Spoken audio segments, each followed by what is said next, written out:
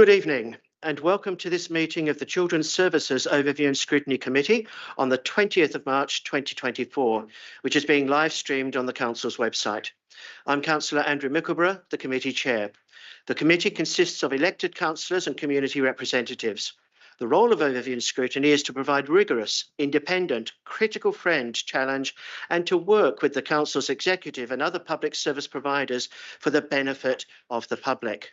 The committee considers recommendations and submissions from a range of sources and reaches conclusions and makes recommendations to the executive based on the weight of evidence. I wish to acknowledge that the number of councillors present and participating tonight is a little larger than usual because councillors who are members of the Overview and Scrutiny Management Committee have also joined us tonight to participate in discussion of item 77, the draft school place planning strategy. And thank you to the OS&M members for attending tonight. Okay, if we can move on, please, to agenda item 71. Apologies. I have apologies from Andrew Gray. Any others? And Richard Lamy. Okay, thank you. Thank you very much. Item 72, any declarations of interest? Thank you. Item 73. Minutes of the previous meeting, which was on the 8th of January. Please note that most matters arising should be included in the action tracker, which we will consider under item 84. Are there any points of accuracy in the minutes of the 8th of January? If not, could we please have a proposer and a seconder to accept these minutes as a true and accurate record? Proposed by Graham, seconded by Jane. All those in favour? Thank you very much. Okay, moving on to agenda item 74, public question time. The first question is from Mr. Amit Mehta. Mr. Mehta, are you online? Doesn't seem to be, and not in the room. So what we'll do is I will read out the question and an answer to that question, and then we will email Mr. Mehta the question and the answer that I have given.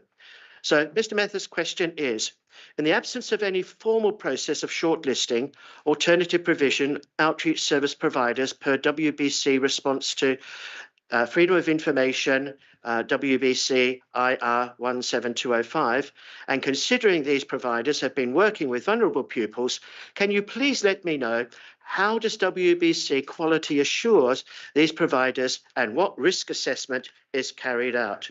Thank you very much for your question, Mr. Mehta. So the local authority has been prioritising developing quality assurance framework for alternative provision. The Children's Commissioning Team have developed, in partnership with schools, a toolkit for monitoring and quality assurance of external alternative provision, AP. This toolkit includes AP due diligence forms, which collect information on the provider, such as qualifications of staff, safeguarding arrangements and policies, and DPS checks, professional registrations, service delivery, and costs. The toolkit also includes contract and individual placement agreements, IPA, standard terms and conditions for the council, and where applicable, in line with the Standard National Association of Special Schools contracts used for independent and non-maintained special schools. Individual placement agreements detail the individual provisions and outcomes per learner. Half-termly monitoring form to record progress against agreed outcomes. Most pupils attending alternative provision on the role of their school and the provision is checked and monitored by the school. This toolkit provides schools a model to use and consistency for providers. This is being piloted by several schools this term, as well as by the local authority. Monitoring and quality assurance visits are being conducted by the local authority where they are directly commissioned by commissioning this provision. The Children's Quality Assurance Board monitors the outcomes and makes recommendations where concerns have been raised and monitors progress. This will be the precursor to any formal procurement process, for example, a preferred provider list or a dynamic purchasing system. An options appraisal is being developed to inform the way forward and will be presented to the DLT for a decision. So I don't think Mr. Mehta has arrived now. So we will email Mr. Mehta a copy of a question and the answers, and they will appear verbatim in the minutes. The second question is from Sejal Patel. Welcome, Sejal. And would you like to ask your question?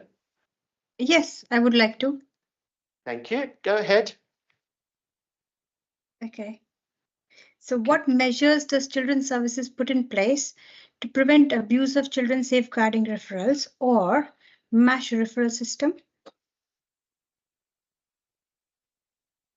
Thank you, Sejal. Okay, and just for clarity, MASH refers to Multi-Agency Safeguarding Hub, and this is a single front door for all children's safeguarding in our borough. Wokingham Children's Services receive referrals where the referrer is concerned about the well-being and or safety of a child. Professional referrers, such as schools and GPs, are required to obtain the consent of the parent carer prior to making the referral, unless to do so would prejudice the safety of the child. Wokingham Children's Services have a threshold document that is published on the website, which sets out the level of Children's Services response to the need that is being presented. This ranges from the provision of advice and information about universally available services, early help and child in need services, and specialist services, including child protection. If the information received by the Multi-Agency Safeguarding Hub, MASH, indicates the child might benefit from the offer of services, contact is made with the parent or carer to discuss signposting, referring to early help services or further assessment. Parental consent is required to progress any referral, unless the information received indicates that the child is suffering or is likely to suffer significant harm attributable to the care they are receiving, for example, neglect, sexual, physical, or emotional abuse. Sejal, do you have a supplementary question at all? Yes, I do.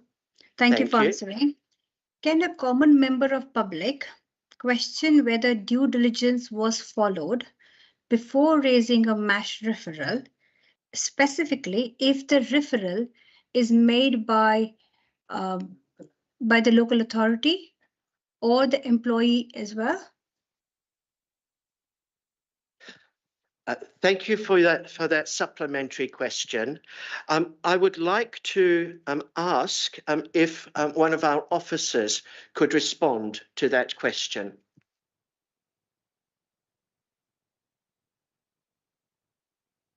Adam, does this fall within your remit?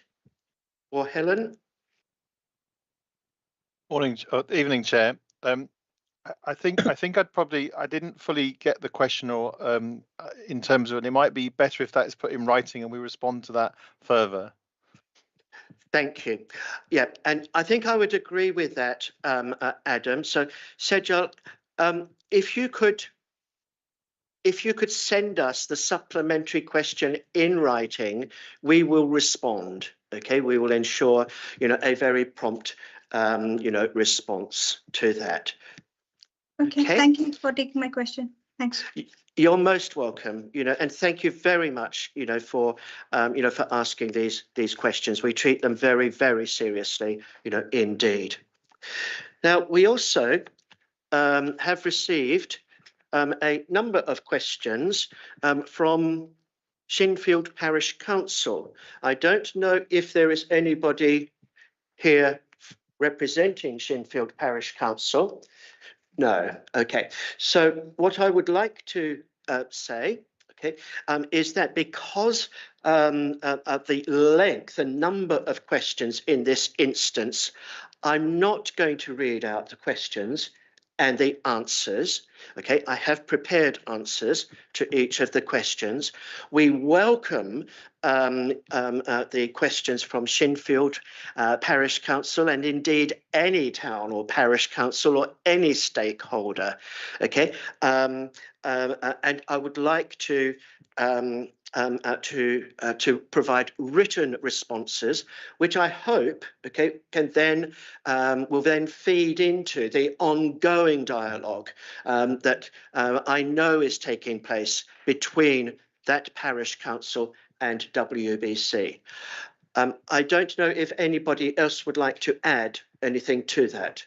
I think you find yourself in a tricky position here, Tim, because in fact, our constitution has no provision for town and parish councils to ask questions. So somebody could have come and asked a question, which could have been on behalf of the parish council, but it would be one question. And they have, which I've seen, submitted quite a lot of questions, which we were very happy to engage with, but unfortunately we can't do it as part of the formal question and answer process. We are having ongoing meetings with Shinfield because they have particularly tricky circumstances at the moment, and we would welcome engagement with them on the topics that you've got, but I know you have had some written answers which will go back to them, and we will continue that dialogue over the coming months about all the issues in Shinfield, some of which are on the agenda for tonight and some of which aren't. I see Graham, and then yes, Chair. I mean, I'm just erring on the side of absolute caution. Were these questions actually from Shinfield Parish Council, or were they from individuals that happen to be on the parish council? I don't know the answer to that question. Perhaps we can take advice from our administrator. I believe they were, because they were received from the clerk, through the clerk. It's important to have that clarity. I agree, Graham, and thank you for saying that. Okay, and do you have anything to add? Yeah, I'd just like to ask, will this committee see the questions and the answers? I think probably the committee will. From what I understand of the question, what I've seen of the questions, some of them are actually confidential, so they would be in part 2 of a meeting if they had been asked. So I think we can, some of it we can put in the minutes possibly, and some of it not, but or in the confidential part of the minute. I think that needs to be resolved, but they're not actually, they don't fall under the line of actual questions on the agenda, so it's an area which we is sort of grey area as to what we do with them. But I think we can make sure that the committee are at least informed of what's gone on. But probably because they've not actually come to the table, we'll sort something out for the minutes that reflects that there were such questions. Sorry, does that mean that we would actually see what the questions and the answers were, or does it mean that I can't answer that. I'm not in charge of this committee, but I'm fairly certain that not all of the questions would be answered in the minutes because I had been advised that some of the questions referred to part 2 matters, so they would not have been. Well, I'll leave it at that point. But there is a wider issue here. We want to engage, with stakeholders, and the questions that that particular parish council has raised, I'm sure will feed into the 2 consultation periods, that will take place in regards to the draft school places strategy. The questions all pertained, to school sufficiency. So I'd like to move on now, if I may. May I just try and help? Yes, yeah. And if I may make a recommendation. Yeah. That actually we do need to, I'm not quite sure where it's taken up, but if a parish council is going to ask questions of a scrutiny committee, then whether it's the constitution or something else, we need to get clarity on that for the future, as would other committees. I have, in fact, this very afternoon, and Andrew will be my witness, said to Priya that when we rewrite the Constitution, we must give consideration to whether town and parishes should have a role, a slot for asking questions. The only place they're recognised in the Constitution, apart from the Borough Parish Liaison Group, is a planning committee where they do have a slot. And I do think it's worth us considering whether they should have a slot in all question times. And as Priya said, this was raised with Priya this afternoon. I was willing to accept these questions using my discretion as chair, but I think we need greater clarity in terms of the Constitution. So unless anybody else has any questions or comments, I think we should move on to the next item of the agenda. Item 75, any member questions? No, thank you. Item 76, the Ofsted focused visit. Who is going to be speaking to that? Helen, thank you. Thank you. Thank you, Chair, and good evening, everyone. In your agenda packs, you had a link to the Ofsted focused visit report that was published today.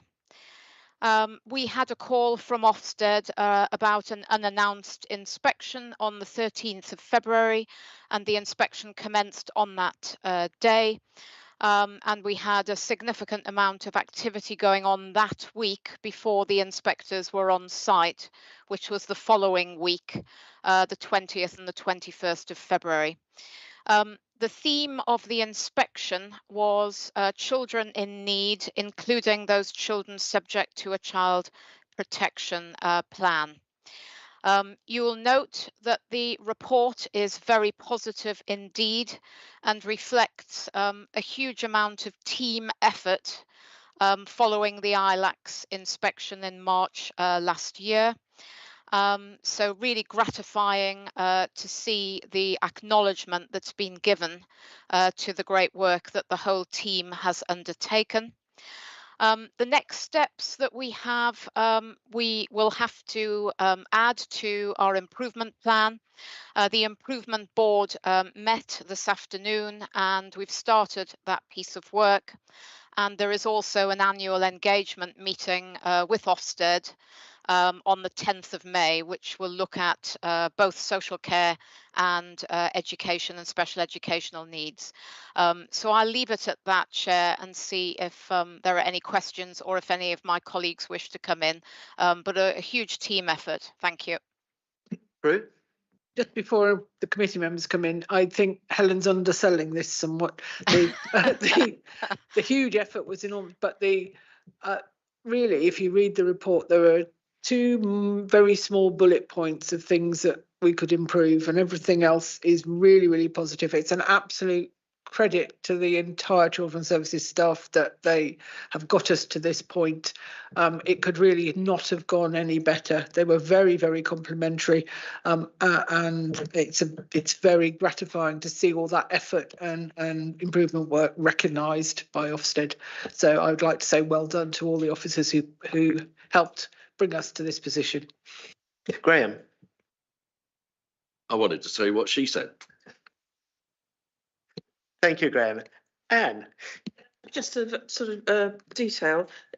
Is the link available in the online version of the agenda pack? Because I don't think I saw that. Okay. Yeah, I tested it. You can Google Wokingham Yeah. and Ofsted and it will point you at the page. Yeah. Well, I would also like to say something very, very briefly.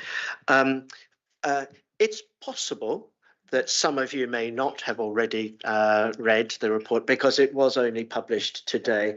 But I'm sure that you will all want to to do so as soon as possible, because it's an extremely positive assessment of the very, very significant progress made since the previous inspection in March of 2023. And includes many, many positive judgments. I was really pleased, Helen, that you briefly elaborated the next steps. That's really helpful, okay, and really reassuring. So thank you, for adding that. I'm sure that I'm speaking on behalf of all members who would wish to join us in thanking everybody who works to support our borough's children, and for their contribution to our children's welfare and this very pleasing Ofsted report. You used the word at least twice, Helen. It was a team, effort, okay? And I think we would all want to for that to be acknowledged and conveyed to everybody, in the team. So thank you very much to all. Okay, moving. Of course, yeah. I endorse everything that you've just said, but this may be premature, but I also think it's down to the leadership of the team. And given that Helen will be moving on shortly, I would like it minuted that in the 2 and a bit years that she's been here, she walked into a huge task and has really taken the reins and led from the front. I've witnessed it, Prue's witnessed it.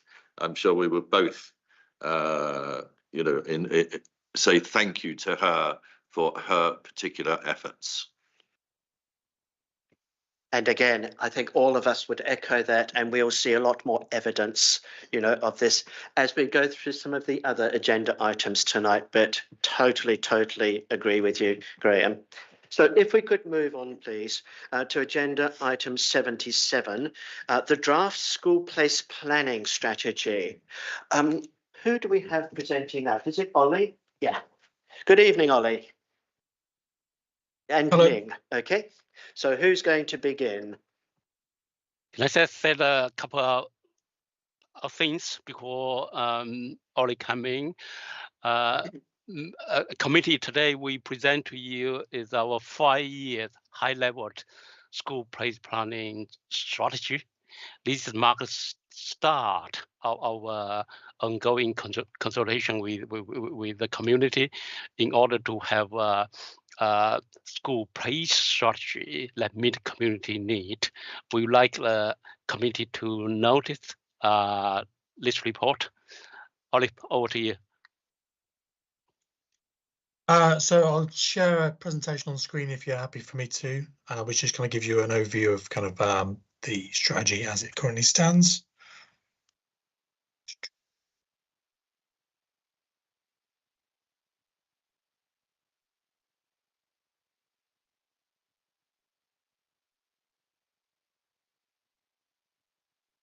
So assuming everyone can see that.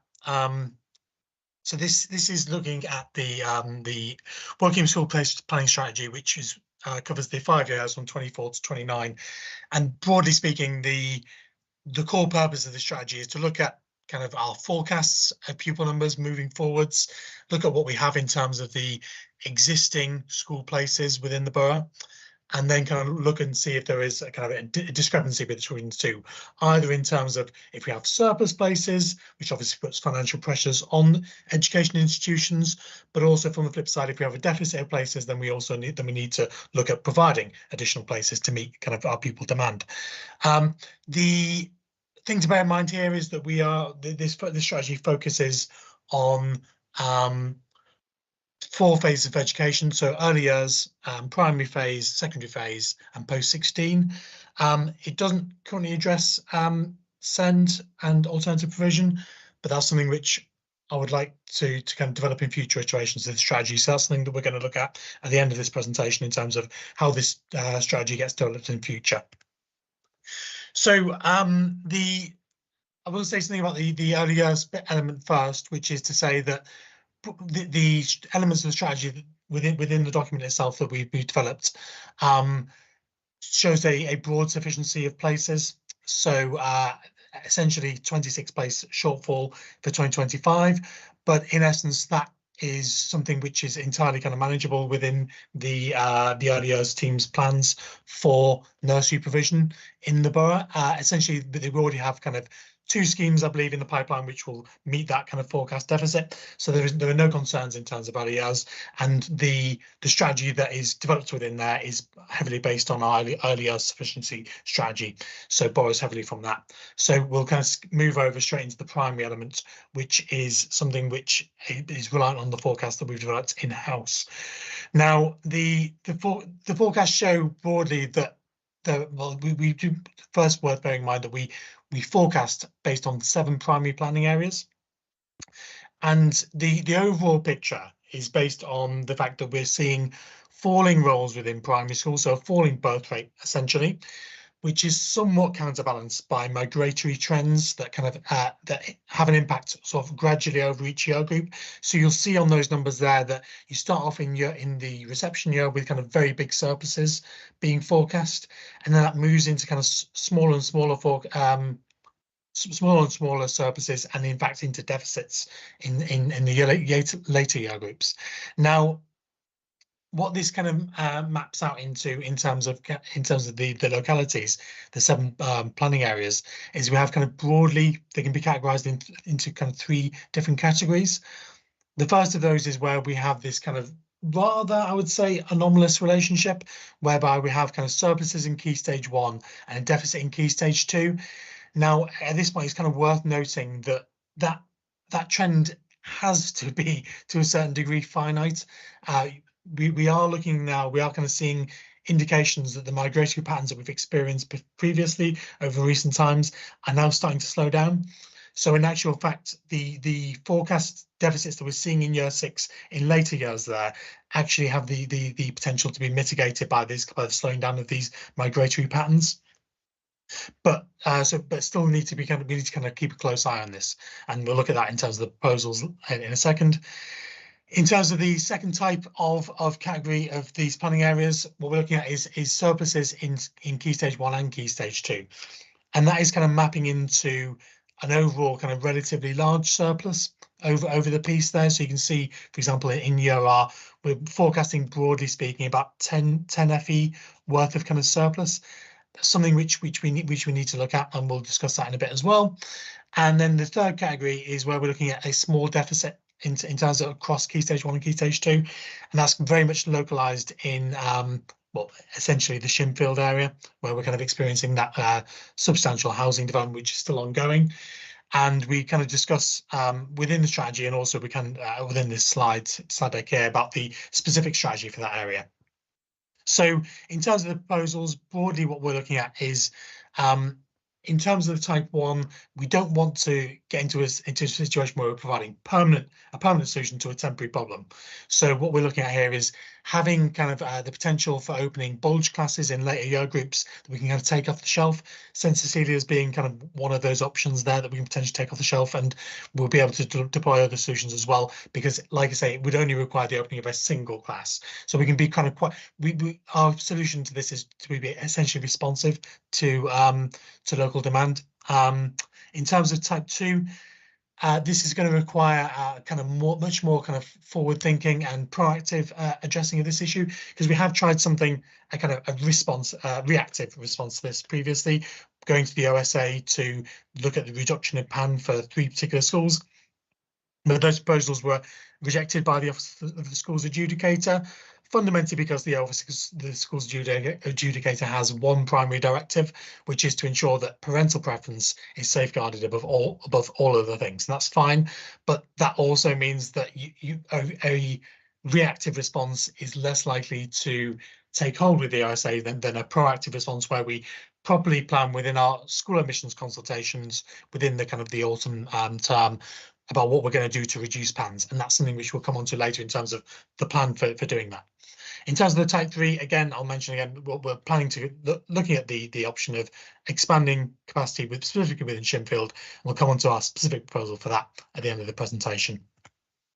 In terms of secondary, the picture is slightly different from primary, in as much as we have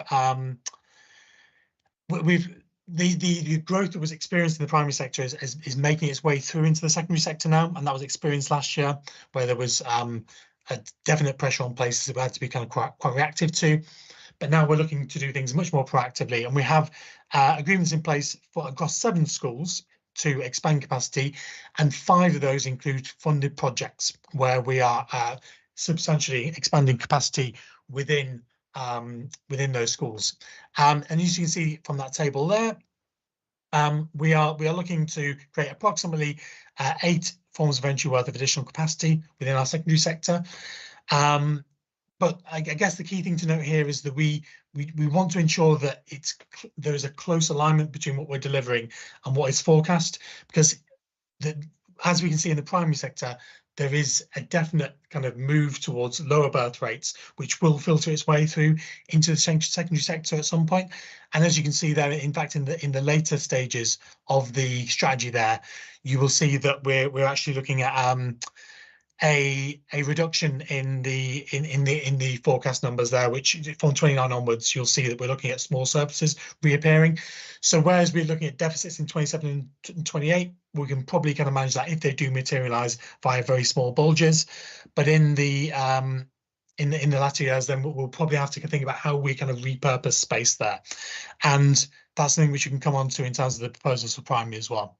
I think that probably covers everything we're planning in terms of secondary. The one key thing to note is that the really good result for this year is that we were able to make an offer to all people who applied for a secondary place on time, and the 2024 National Offer Day, which is a really strong positive result and reflects positively in terms of the work that's gone on to kind of devise this strategy in partnership with our schools, and also obviously kind of ensuring that we have this sufficiency of places that is meeting the parental demand in across Wokingham. In terms of post-16, it's fair to say that our strategy for post-16 is currently in the early stages of development. You can see there that there are 3 scenarios that we've tested within the strategy that broadly look at one being the status quo, and then 2 being how we kind of adapt. 2 and 3 being how we could potentially adapt the provision within Wokingham, the existing provision within Wokingham, to basically kind of expand without the need for expansion, if that makes sense. So to provide additional places without a need for physical expansion, and by doing so, we could buy ourselves effectively a bit of time to create that additional capacity that buys us up to potentially 2027, which you can see on the far column there. Now, I think we're all agreed on the officer side that buying ourselves that additional time is really important, because there are 2 parts to this equation. The first is obviously the quantitative element, where we need to provide fundamentally additional places within borough to meet the additional need that will filter its way through from the secondary sector. But the other element of that is that we want to do a qualitative piece of work in terms of ensuring that what we're offering in terms of the actual kind of the course offer and the breadth of the course offer within Wokingham is meeting local need. And so I think that, at the moment we have kind of a very academic offer, if you will, that's based on kind of school 6 forms. And I think obviously if you want anything outside of that, you currently have to travel outside of the borough. So we need to have a discourse both with local and indeed with our kind of broader regional partners in terms of what our skills strategy is and how that might filter through into kind of a kind of different vision for post-16 education within Wokingham. And then by buying us that additional time, by sort of adjusting what we do within our secondary schools, we can kind of take a much more kind of strategic view of this and develop something that is kind of really meaningful, rather than just kind of providing additional capacity within our 6 forms. In terms of where we take this next, so I think the strategy that we have on the table in front of you, I think it's a really good first start for local authority. I think we kind of definitely want to kind of take this forward and get this published as our kind of strategy as things are. But there are things which I think I'd be keen to kind of develop in a future iteration of the strategy. Critical amongst this is really kind of looking at how we ensure that our forecasting models are kind of work together. So at the moment we have kind of 2 forecasting models effectively. We have a mainstream forecasting model and a SEND forecasting model. And I want to ensure that those are kind of properly aligned and properly work together. So there's a piece of work that we need to do to kind of redevelop that and ensure that our mainstream forecasting is properly aligned with our SEM forecasting, because I think it's fair to say that a lot more work has gone into our SEM forecasting in recent years. In terms of that, also, I think that one of the key challenges with this strategy has been kind of obviously developing it to a relatively tight timescale from a standing start, and I think one of the key bits that I'd like to do in a future iteration of the strategy is really kind of work on co-production.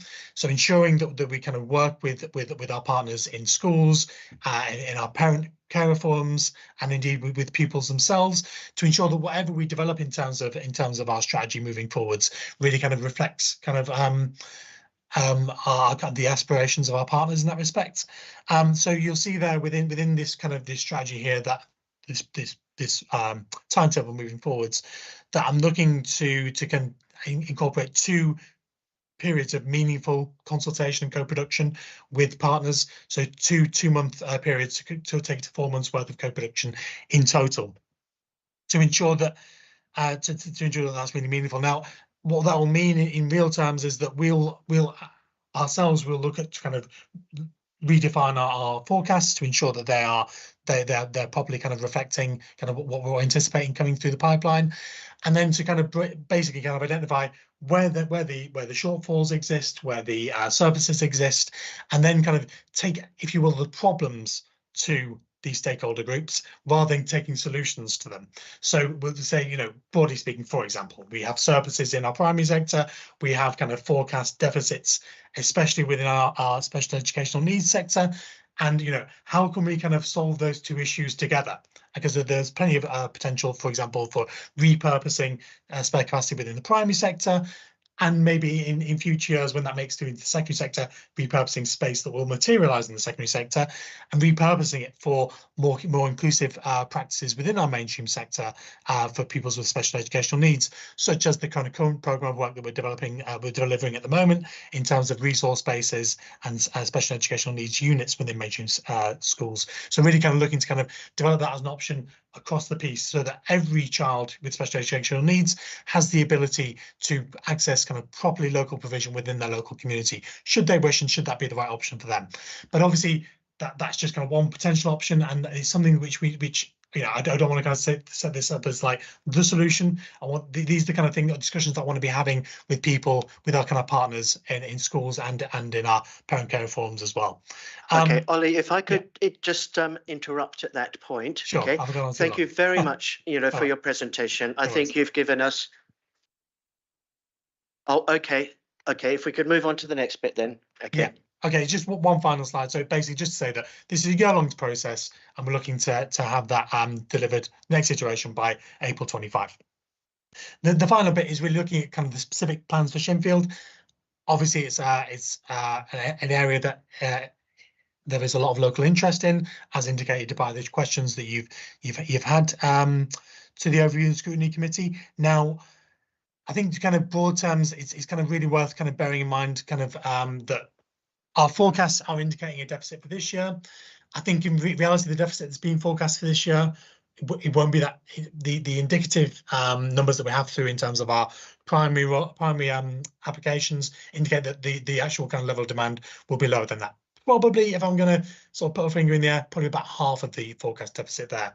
Now, I think that what that indicates is that need for us to kind of go and look at again at our kind of forecasting model, as I indicated previously.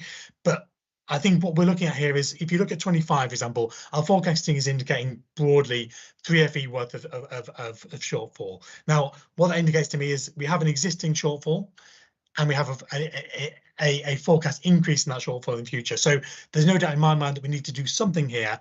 But I want to be sure that whatever we do here is absolutely in line with local levels of demand, because I want to ensure that fundamentally that we don't end up in a situation where we oversupply places. We have a situation repeated on this micro scale in terms of what we're doing on a macro, what we're experiencing on a macro scale in the primary sector, whereby we have an oversupply place, and that has a negative impact on school budgets. So I'm proposing within the business case that we developed, we're proposing that we take a kind of measured approach to this and a phased approach to this. So really, when excess demand, pupil demand kind of meets these triggers, if you look in the top right hand corner, when excess pupil demand reaches 20, 30, 50 or 80, that triggers the action you see in the right hand column.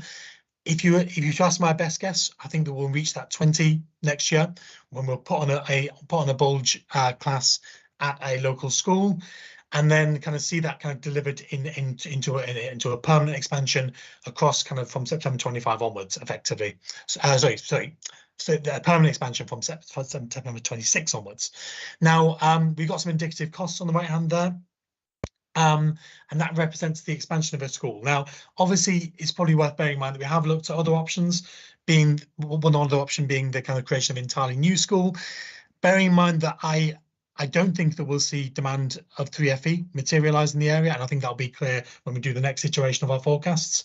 I wouldn't want to kind of, for example, build a school at 1FE, a new school at 1FE, because fundamentally we don't build schools at 1FE anymore because you're building in kind of financial instability.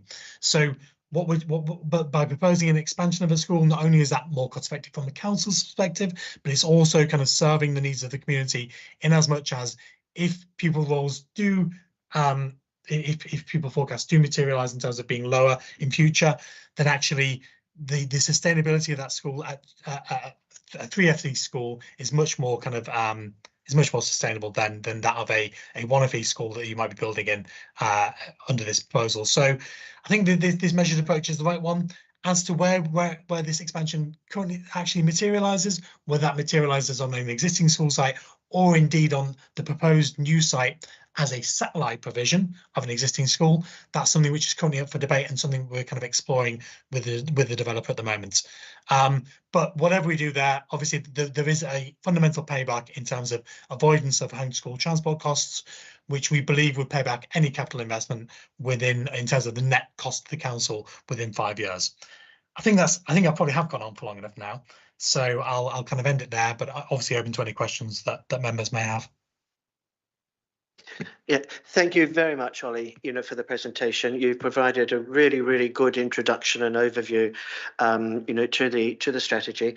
Ian will make a list, of people who are wishing to speak, and he'll let me know the order, in which people indicated.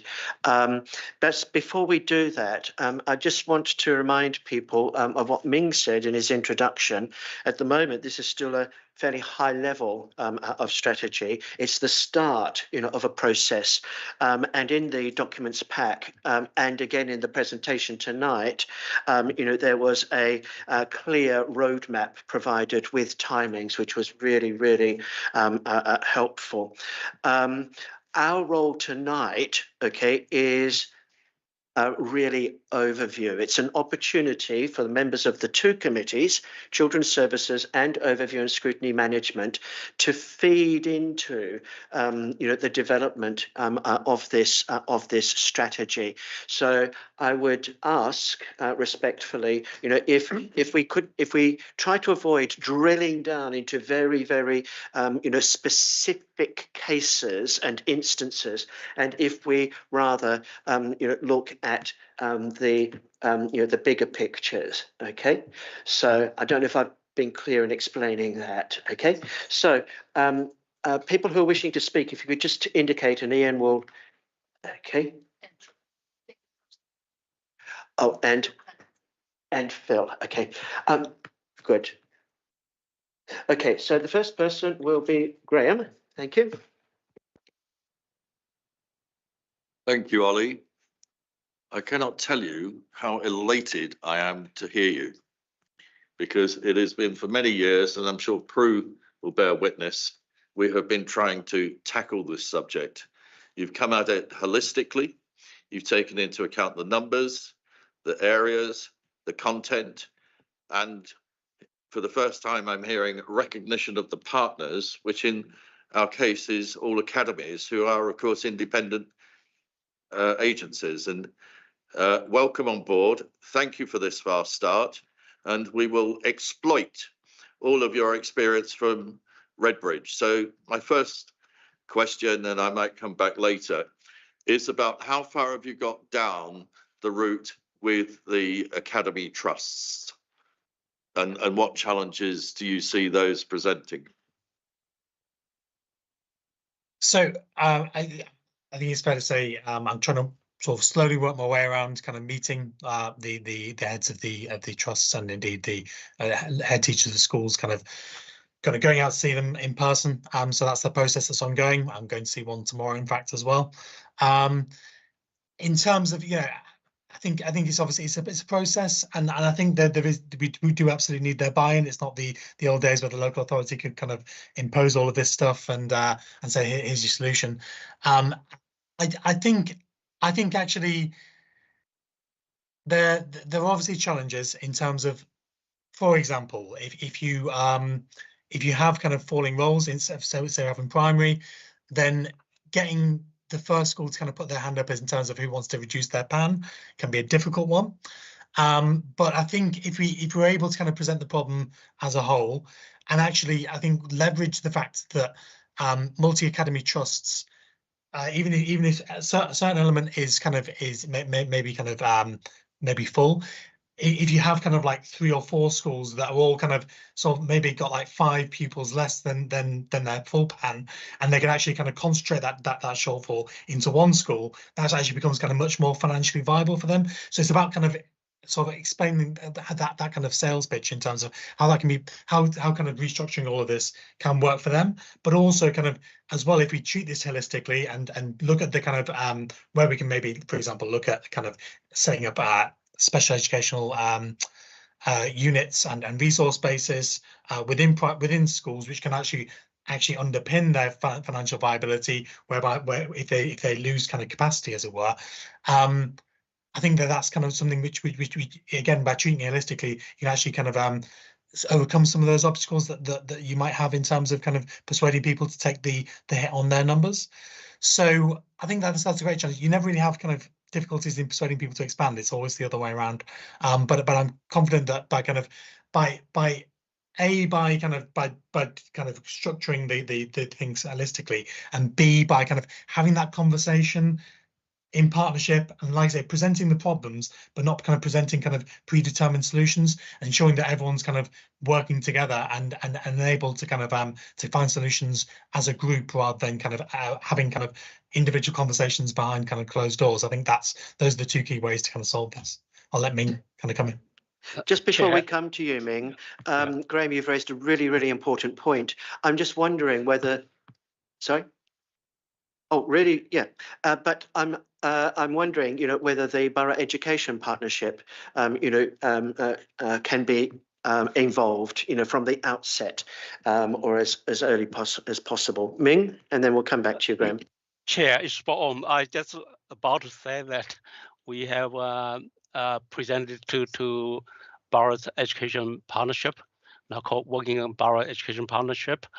I let the foreign school head teacher and some multi-academy trust CEO sit, but we also circulate to all multi-academy trust CEO, whether they're based in the borough or they're based outside borough, have a school in the borough for they to comment on. As I said earlier, this is a start out of the process.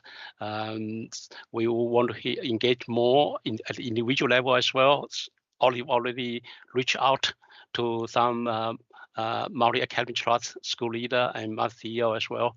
So this is the partnership co-production is something we think is really important, and we are acting on that at the moment.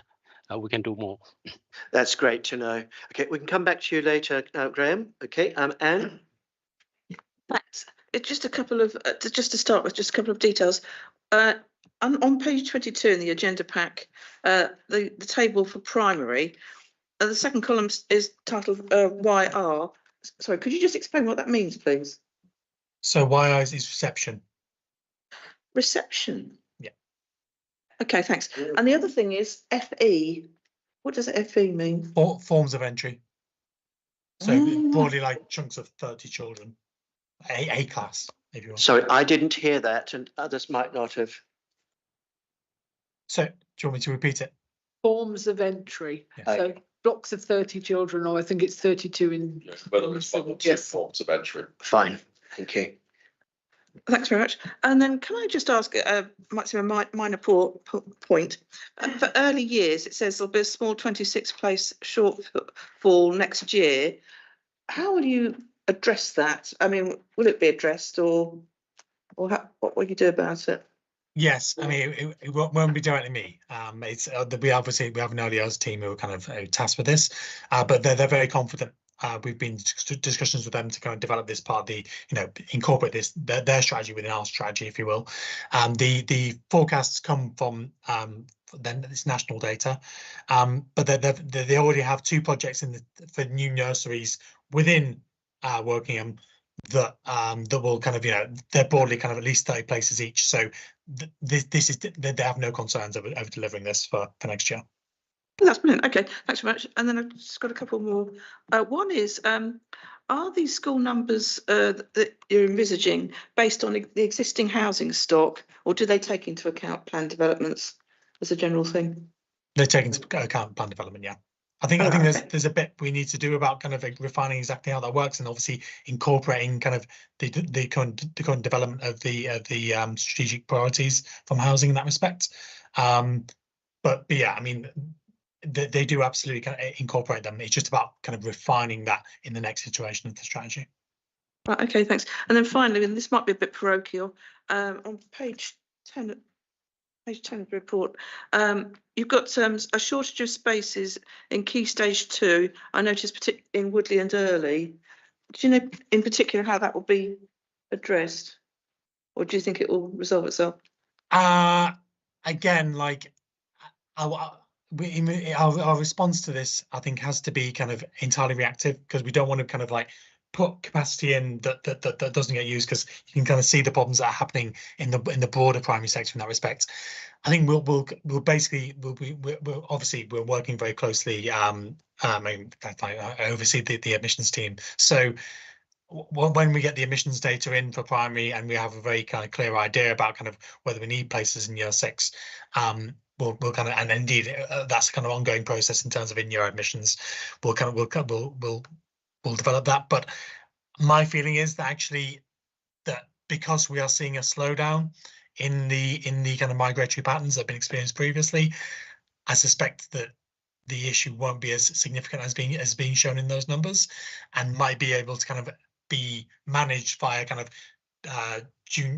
sort of the Key Stage 2 provision being kind of increased if, for example, like a couple of schools taking 32 kids in a class rather than kind of having to provide an entirely new bulge class. But like I say, we have one project ready to take off the shelf, and we could develop others if we absolutely needed to. But like I said, I'm not sure that is the priority that those numbers would indicate that it is at the moment.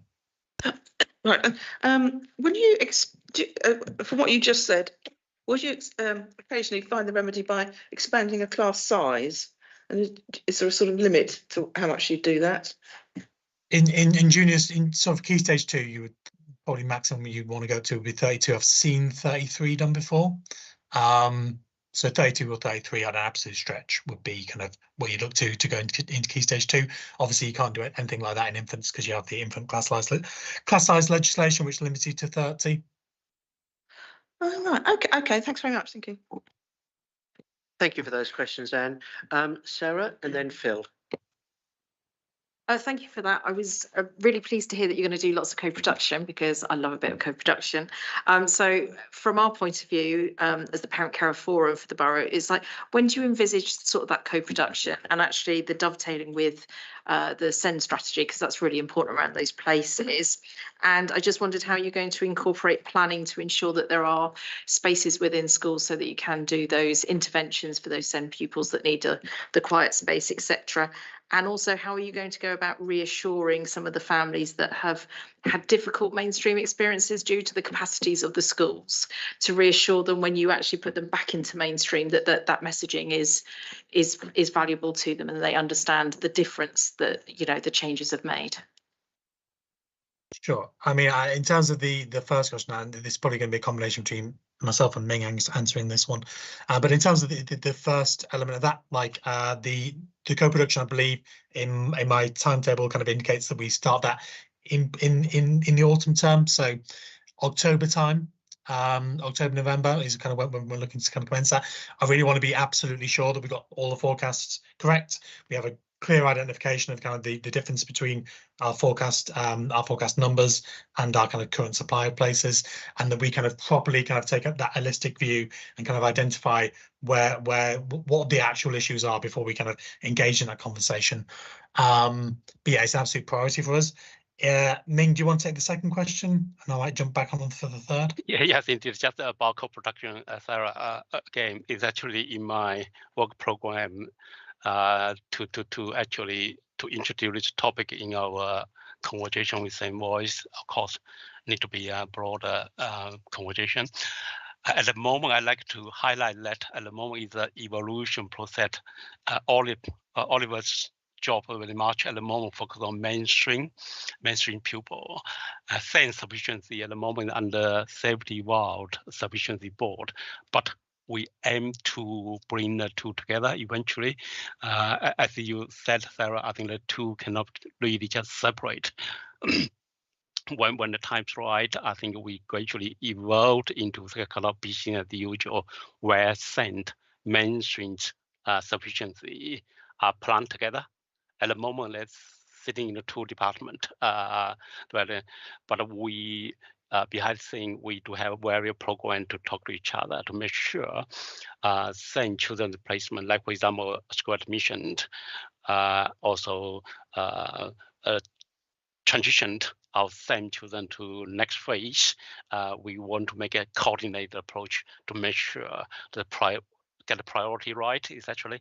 But more work need to be done together with you, with the same voices, to make sure all mainstreams and SEND sufficiency are planned together in the future. At the moment, we do not put the two together. I have to highlight that. So in terms of the third part to your question, I think in terms of that experience of parents, I think that's obviously something which we need to kind of listen to you guys in terms of how we kind of do that. I think it's probably worth stressing that I don't think we kind of envisage a situation whereby we're forcing the parents into kind of taking these options. I think we're probably in Wokingham probably a little bit earlier in the process than we were in my previous role. I guess we'd had kind of a significant kind of significant feedback from parents in my previous role, where they were saying this is something that they desperately wanted. So there's a good portion of the parental population that really wanted to have kind of access to those mainstream places, and therefore we never really had a problem filling it with kind of willing participants, if you will. So I'm kind of really hopeful that by kind of having that engagement and developing provision that really kind of reflects kind of what you guys want, really at the end of the day, that there won't be there won't be much of a sales pitch that we need to do, because we'll be kind of providing provision that is entirely responsive to kind of your aspirations for your children. Sorry, I've forgotten what the second component of your question is. I feel there's a bit that we haven't. No, you have actually. You have actually answered it all. Thank you very much, both of you. Thank you. Just before we move on to Phil, okay, during your presentation, Ollie, I was really pleased to hear that you acknowledge this is really a two-pronged approach. It's about quantitative, but it's also qualitative, and the qualitative aspect of this, speaks loudly, to the kinds of matters that Sarah, has raised. I think also I speak on behalf.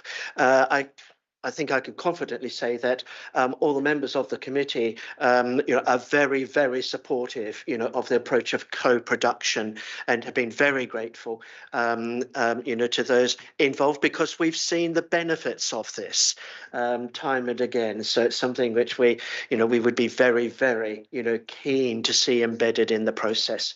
So, Phil. Thank you very much. Thank you, Ollie, for that presentation and the detail at that level. It's really very helpful. I sort of slightly dealt with my first question already, in as much as I was just concerned about how much account is taken of destination of send pupils, on the basis that very often those needs are identified and certified during primary years, and whether you've taken account of that in your calculation of numbers, and obviously the new schools that are coming on board, if there is any measure of their capacity, which is in the numbers that we've seen with regards to the usual school places. Sorry, so are you saying, just to clarify the question, are you asking whether we've kind of accounted for the additional capacity we're creating within the specialist sector within the forecast that you've seen today? Yeah, I got the impression that you were going to deal with that separately, but does that mean that Yeah. if that's the case, then does that mean that you will come back to us with these numbers looking differently at some stage? Yes, potentially. I think it's a really interesting question, and one that that I've had to tackle before is I think that so a lot of local authorities haven't got forecasting right for either mainstream or specialist. Some local authorities actually kind of dealt with the specialist thing, the rising kind of in special educational needs, the ACPs, all of that, since 2014. Some of the local authorities really kind of got their head around kind of what the implications were in terms of forecasting for specialists. But actually what they didn't take account of is the fact that that also has an impact in terms of mainstream numbers, because if more and more people are kind of moving into the specialist sector, then actually that does kind of reduce the numbers that go in the mainstream sector. So it's an interesting question, one which you need that, again, that's the whole point of what I was saying earlier, is that we need to ensure that our mainstream forecasts and our specialist forecasts are kind of properly aligned and speaking to each other, so that they kind of take account of each other. So yes, I think in short, when we've kind of gone through that process of rebuilding and realigning our mainstream forecasts with the very good work that's happening in terms of our specialist forecasting, I think you probably will see a difference there. Yeah. Okay, thank you. And just Phil, to do you have another apologise. question? Yes, I do. Just to Perfect. apologise. The Chair already knows that I'm not actually very well, so my sentences aren't as good as they should be. However, my second question, without going into detail, which is not outside of the scope of the report you've given, is does the additional spaces that are offered under or expected under St Crispin's label include the planned provision in the new extension into the leisure centre, or has that not been factored in yet? Can I come into to that? Yeah, can I come in on that? Yeah, in our thank you, Ming. Phil, in your little detail in our projection, next few years, secondary schools need and provisioned, we do take that into account. The actual places St. Crispin going to take, or including Embrook, or indeed including Forest as well. Thank you. Yeah, okay, that was what I was interested in understanding. Sorry, thank you, Chair. Yeah, I think that might be alluded to in the table on top of page 23. So, and one thing that Ollie didn't mention, which is one of the reasons why the need might not look as acute as some people thought, is also that the Forest is going co-educational in September, which has meant that we can use all the places at the school instead of only having the boys and not be able to fill those places. So that has taken some of the pressure off as well. So there are 5 things, I think, 5 schools that we're working with, and those kind of things are built in there. So that's all included. Yeah, I would like to add, Chair, you are mine. Even I think like Bohan School, we haven't done anything yet. I think they offered actual places this year as well, or next few years. They already agreed. So that partnership definitely is stronger.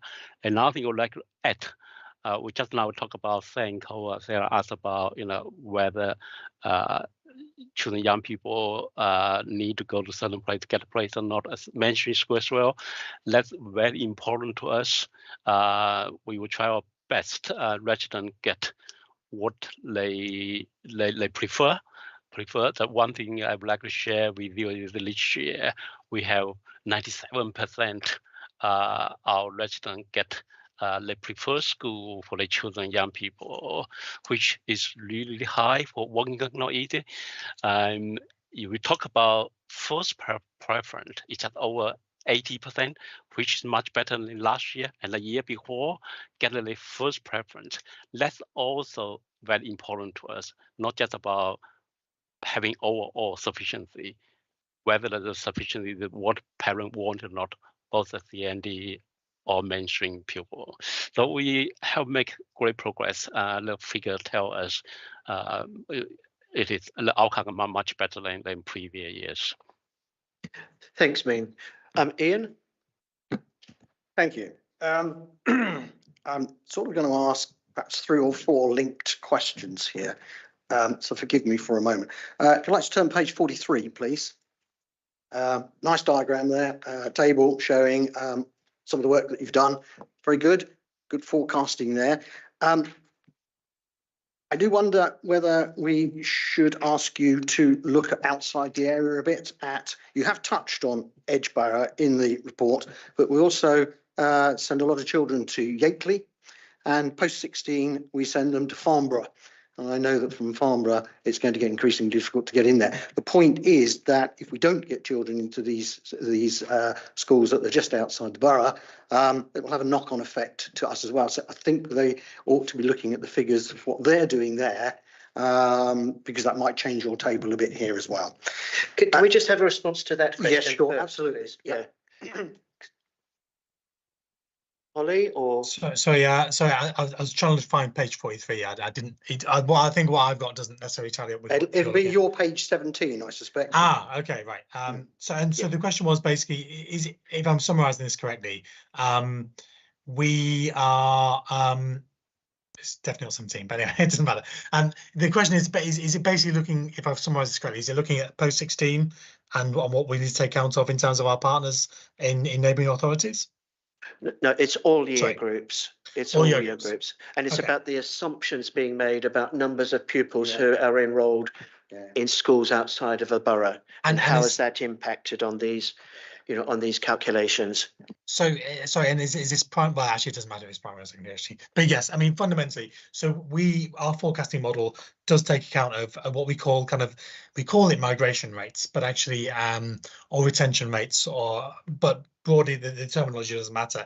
What it means is that if we plan on basically on lower super output areas, and so if you have a a child who's living in a low super output area, then generally you will have a X amount of children from a low suburban area will go to school A, and Y amount of children will go to school B, broadly speaking. And you average that over, say, the past 3 to 5 years, and then you get a pattern of where the children who live in this area end up going to school. And so actually that does take account of cross-border patterns as well. So it does take account of the fact that that children in low suburban areas from outside the borough will materialise in schools within borough and vice versa. So yeah, that is taken account of, if that helps. Does that answer your question? If I can develop that a little further, a bit more specifically, I accept what you said, by the way. We are going to build probably a South Wokingham SDL with 1,150 homes in it. Account is being taken of the need to build a primary school to go with that. That's fine, but I haven't seen anything really that's going to take care of the extra secondary pupils, given that that's in Wokingham where the children go to Edgeborough, and we already have difficulty getting children into Edgeborough.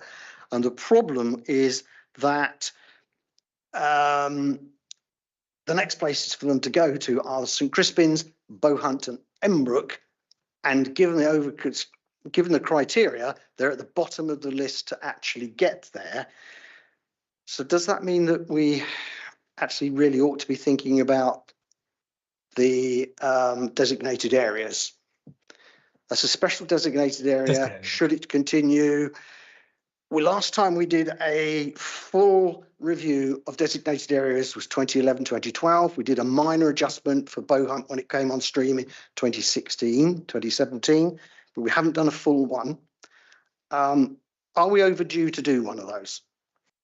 The simple answer is yes, and actually kind of the bit that I didn't mention within this is that, like, I think that you're right to kind of draw up the fact that actually the admissions policies that we have in place have an impact on school-based planning, and actually vice versa.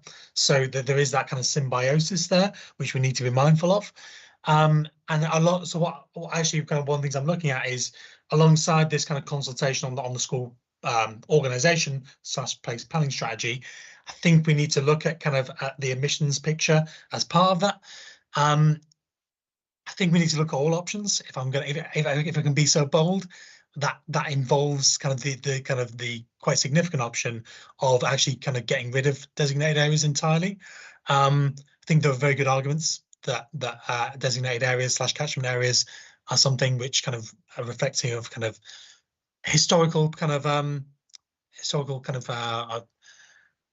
practices, if you will. Can we hold? Sorry, Yeah. that's a really good answer, by the way. Oh. When we made the change in 2016, 2017, we almost did that because we created a load in the north, a group in the north and a group in the south. We didn't quite go the whole hog. So it's very interesting to hear you say that. But it does lead on to one other question. And I've just got a feeling this is just, there's nothing at all we can do about this. When children are born, there are equal numbers of each sex. When they go to primary school, equal numbers of both sexes. When we get to secondary school, suddenly something goes wrong. Now, it was okay because we had the forest and we had the halt, and they sort of balanced one another out, although it's degraded a bit somewhat over the forest. And I thoroughly approve of what they've done or are about to do, which is to become co-ed. I believe in co-ed schools everywhere. Is there still a need to keep a girls' school separate like that? Because we haven't got an excess of girls, and it means that there is an imbalance in all the other schools, and that cannot be good. Just as it's not, I think, healthy to have all boys' schools and all girls' schools, it can't be good to have an imbalance either. What do we do to get rid of it? Not get rid of the school, but change it to co-ed. It's quite a leading question. But I mean, I think you know, what we need to be mindful of is that, you know, the local authority isn't in charge of kind of leading these decisions, and it is very much it's very much the decision of our partners in schools. We can say you're kind of right to kind of raise the issue, in as much as, you know, this imbalance kind of exists now, with the forest kind of changing to co-ed, and that, you know, that does kind of create a list of challenges in terms of kind of planning school places and planning kind of school provision as a whole. I think it's something which we obviously would have to kind of address within that kind of wider discussion. But like I say, if that school believes that that's the right thing for their children, then fundamentally, as a local authority, we need to respect that. And that's all I can say, I'm afraid. Great. I'll just sort of add to this. This is a tricky area. What I suppose my feeling about this is that we have to reflect as far as we can, not obviously what's in the interest of the children, but also there's quite a strong driver in the education system, which Ollie's referred to earlier when he talked about the Office of the Schools Adjudicator, about parental preference. And if our residents are showing a strong preference for a girls' school, then I don't feel that I should be trying to prevent that.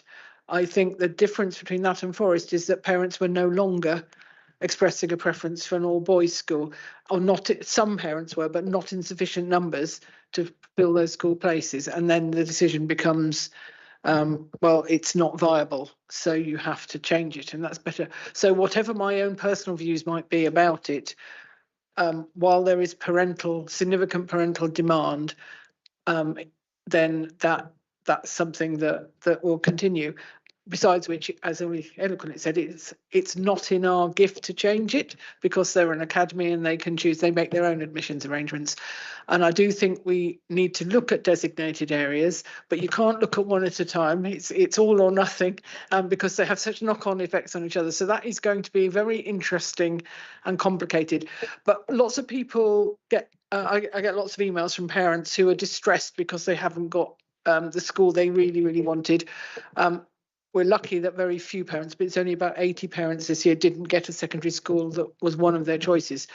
But they're always under the illusion that changing the designated area will mean they will get in. And unfortunately, it probably doesn't, because quite a lot of the allocation of school places is done on geographical distance. And it doesn't matter whether the designated area comes out to cover you if the school can be completely filled within that designated area from people who live closer to the school than you. So there's a bit of a misunderstanding about what the significance of them are. But I do think we need to look at it, because it's a good while since we've had a look, and so we ought to. Yeah. And Ian, you've certainly raised, a number of really pertinent points that, we wish to be fed into, this process. So thank you very much for that. Phil, I see your hand is up. Is that a new hand or a legacy hand? Phil? I can't actually tell because the main screen is frozen for me, so it's a bit difficult. So yeah. Do you have a further question, Phil? No, but I do have a comment, and that is that I hear here to some of what Prue has just said, in that in my ward, and therefore what I understand from my residents, there is still quite a significant demand for single sex school for girls. And so when it comes to parents not getting their chosen school, actually, it's much more difficult to resolve if someone can't get their preference for a single sex school. Whereas if it's their preference for school because of particular facilities or location or whatever, but it's co-educational, that's different. So I'm glad to hear what's been said so far, and thank you for that information, Prue. Okay, Catherine. Thank you. Thank you for. I'm going back to Shinfield, by the way. Thank you for addressing the lack of primary school places in with a couple of solutions, but I'm not particularly happy with the proposals for secondary provision, because I don't really see how building a new school in Loddon Valley Garden Village is really going to help Shinfield when there'll be new houses in Loddon Valley Garden Village producing children to go to it. And you might have a situation like Bowhunt, where Bowhunt got mostly filled up with Arborfield children. And also, it doesn't actually solve the current problem, which is that we seem to be busing about 160 new children this year to other schools out of the area. Okay, would anyone like to comment on that? So I can comment on that quite briefly. I mean, obviously, these plans are in kind of very early stages of development. I think the one thing to note is that there are moving pieces here in terms of kind of the current provision for children within the Shinfield area, and whatever those move. I think, without saying too much, those moving pieces may have kind of resolved themselves one way or another by the time we get to kind of delivering any secondary school. However, the whatever we develop in terms of secondary provision in that area has the potential to be kind of quite flexible, is the approach we're taking in terms of our discussions on infrastructure. So it could be sized just to provide for that development, but similarly it could be sized to provide for that development plus a little bit wider to incorporate our provision for Shinfield. In any case, we will ensure within our planning that the needs and concerns of parents within Shinfield are factored into our planning in that respect. Catherine? Well, I'd also add that actually Loddon Valley Garden Village is not in Shinfield, and it is still quite a long, it's a very long cycle. Yeah. Too long. I think I need to remind everybody, that this is still a proposal in the local plan update, and it is not something, that has been, agreed as yet. Okay. Any other comments or questions? Al, and then I'd like to try and wrap this up. Okay, thanks. Yeah, just a couple, because I'm not a regular here, just a couple of little quibbles on the abbreviations that are in the glossary. Just PAN, I'm not quite sure what that is. And OSA is also in the presentation, and that's not explained either. So PAN is or PAN is pupil admission number. So again, that's basically the previous abbreviation FE and PAN actually are related to one another. So basically, a PAN of 30 equates to an FE of 1, and similarly an FE of 2 equates to a PAN of 60. So that's kind of the way that we work. Apologies for kind of using our kind of own kind of lingo without kind of explaining it.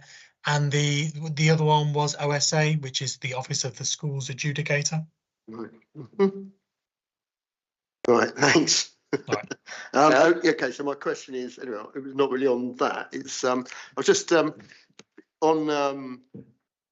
a different scrutiny committee. We were present about an economic strategy, and we talked about FE provision. So if there's a strategy in this strategy is a post 16 talk about FE, are they going to be aligned and not contradictory?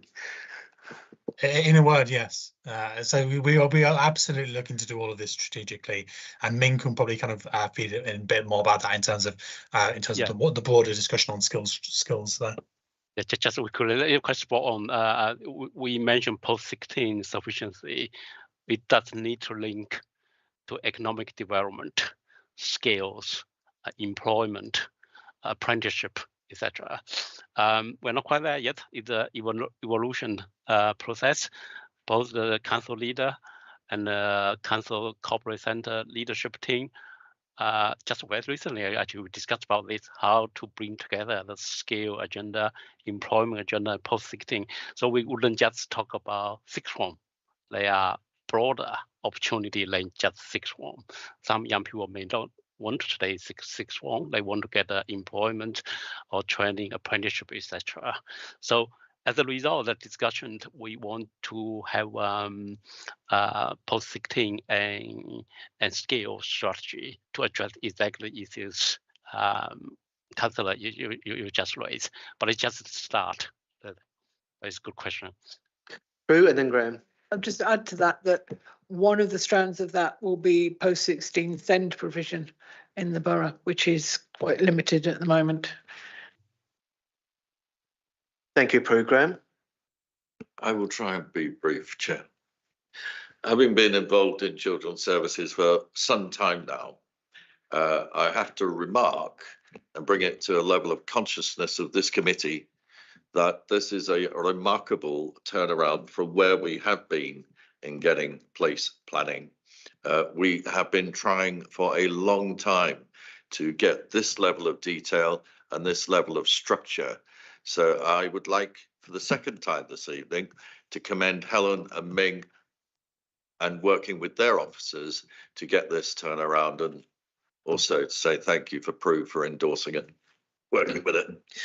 And Graham, I think we all appreciate those comments, and I noted that Ian was nodding and making sounds, as have support as well. And as two very, very experienced, individuals in children's services, we really, really appreciate your views, and assessment, of this. So thank you both.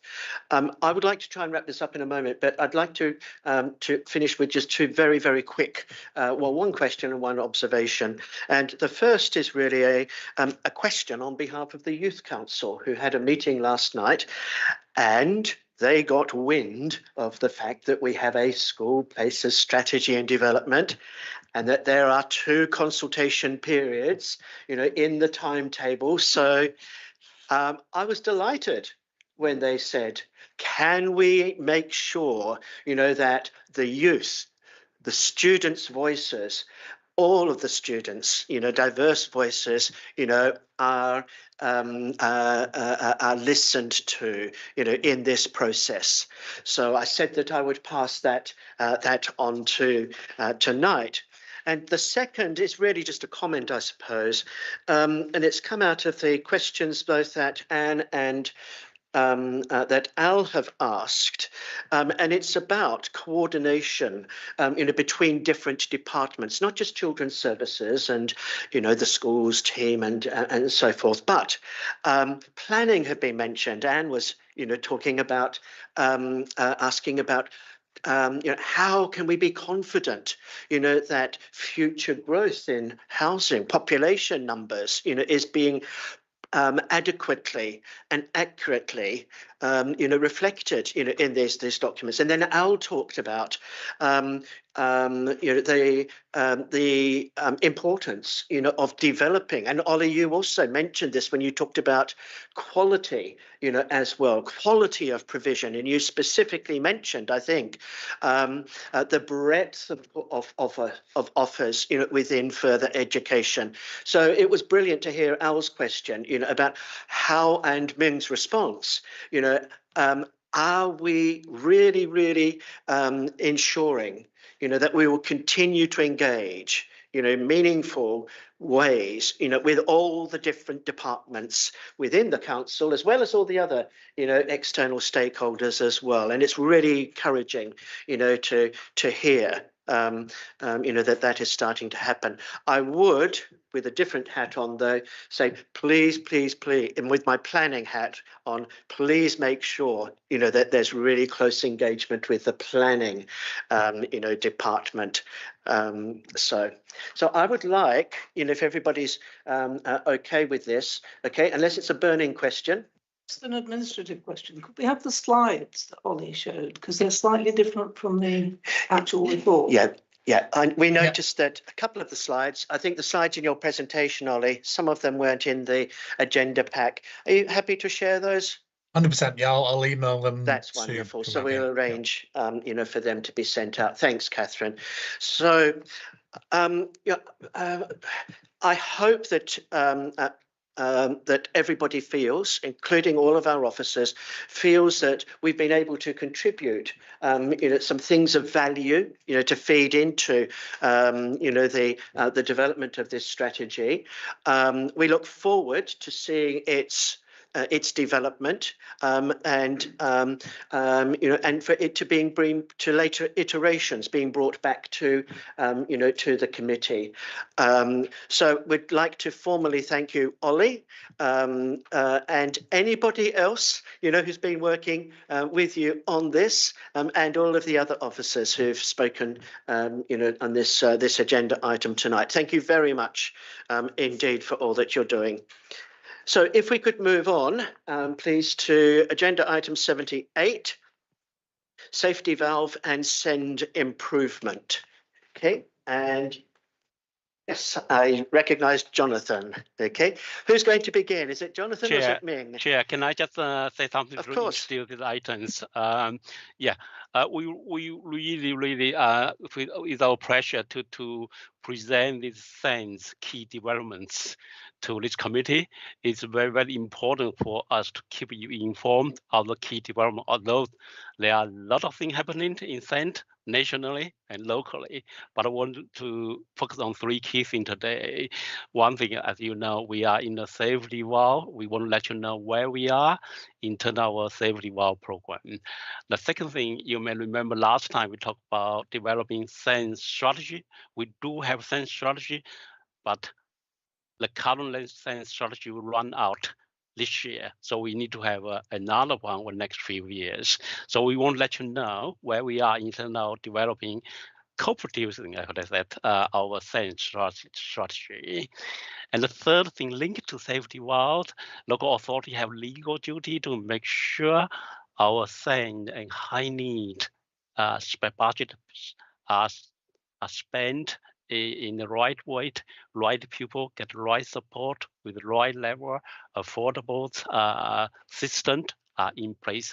That's our section 1.1 officer duty. So we also want to let you know one of the key work we're doing, we have been doing is to analyze our spending, where we spend money, how they compare with comparable local authority and national average. So we would like to share with you, Jonathan.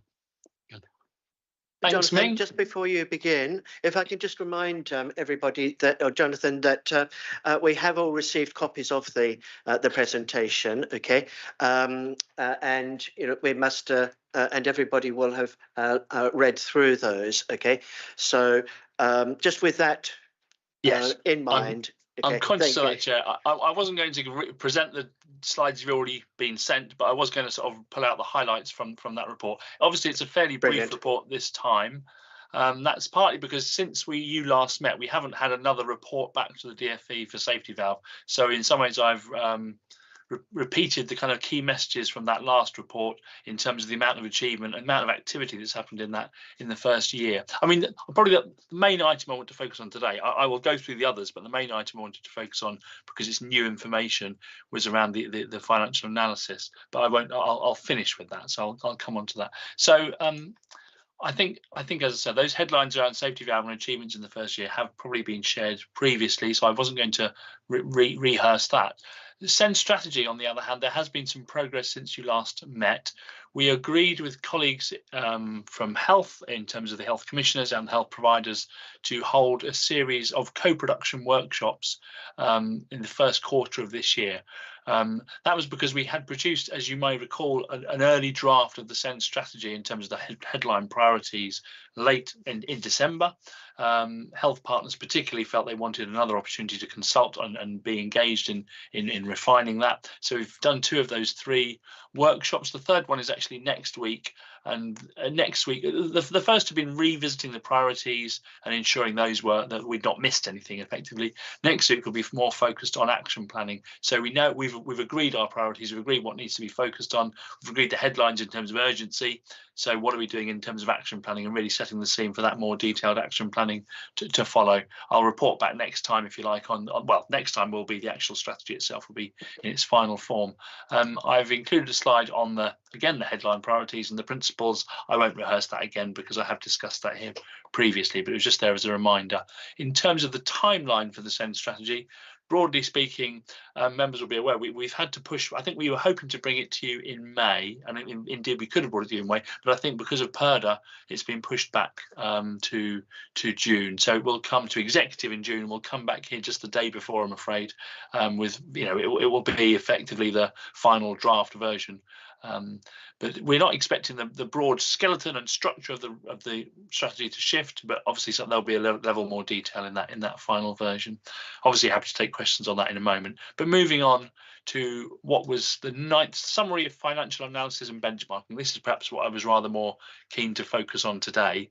What we're finding is our level of demand for education, health and care plans the demand is still growing, but it's leveled out and is on course with our sort of projections where we'd hope to be at this stage in terms of level of demand for EHC plans. That's probably one of the key measures in terms of demand across the system. But although that demand has begun to level out, the spending patterns are not following suit fast enough. The spending is there's a long tail of spending that kind of follows in the wake of that, and it means our spending profile is still not where it should be at this stage. So we wanted to have a very detailed and close look at exactly how that money was being spent, exactly how the system was working, and quite where those spending pressures were revealing themselves. I mean, some of them, there are no surprises there. There's sustained demand for independent and non-maintained special school places. Those are our single largest driver of the overspend. Those places, as you'll be aware, cost easily, well, £80,000 a year placements are not rare by any means, and we've had several in the £90,000 mark in the last few months. So that's unfortunately still driving spend, and that's as a reflection of the fact we don't have the right mix of provision. So we're tending to have to place in those independent placements, unfortunately, which we don't want to be doing in 2 to 3 years' time. We will not need to be doing that to nearly the same extent. But accompanying that spend pressure, we're also spending significant amounts of money on alternative provision, which is, if you like, mainstream schools using and drawing on alternative provision to make placements at least part of the week for sometimes for pupils with quite high levels of need. And indeed, mainstream schools themselves some of the requests and some of the spending profiles, because our mainstream schools are being very accommodating of quite a wide range of needs. Some of the spending that's following suit is actually at a higher level than probably we'd anticipated, and I'll come on to the detail of that in a moment. So again, just to zoom out slightly and give you a quick overview of the system as a whole, the broadly the picture that this analysis paints is that we are, as a system, we remain and have been historically a system that intervenes later than we ought to, and that ultimately costs far more money than that earlier intervention. In terms of the number of EHC plans we have, they're proportionally low. We're in the lowest quartile of proportion of EHC plans, but we spend more on our high needs block per head of population overall. So whilst we're holding back in terms of that early support, it's costing us more. Accompanying that stat is the fact that in school at SEND support level, which is that lower threshold of need, we are significantly lower than we should be in terms of proportion of children being identified early. And we're now working with colleagues in schools to really raise the bar and really set consistent expectations around what schools should do and when they should be identifying need and what they need to do about that need prior to any need for an EHC plan. The evidence, again, this is nothing we've not said before, but it tends to indicate a slight leapfrogging straight into an EHC plan where we ought to be able to meet some of those needs earlier.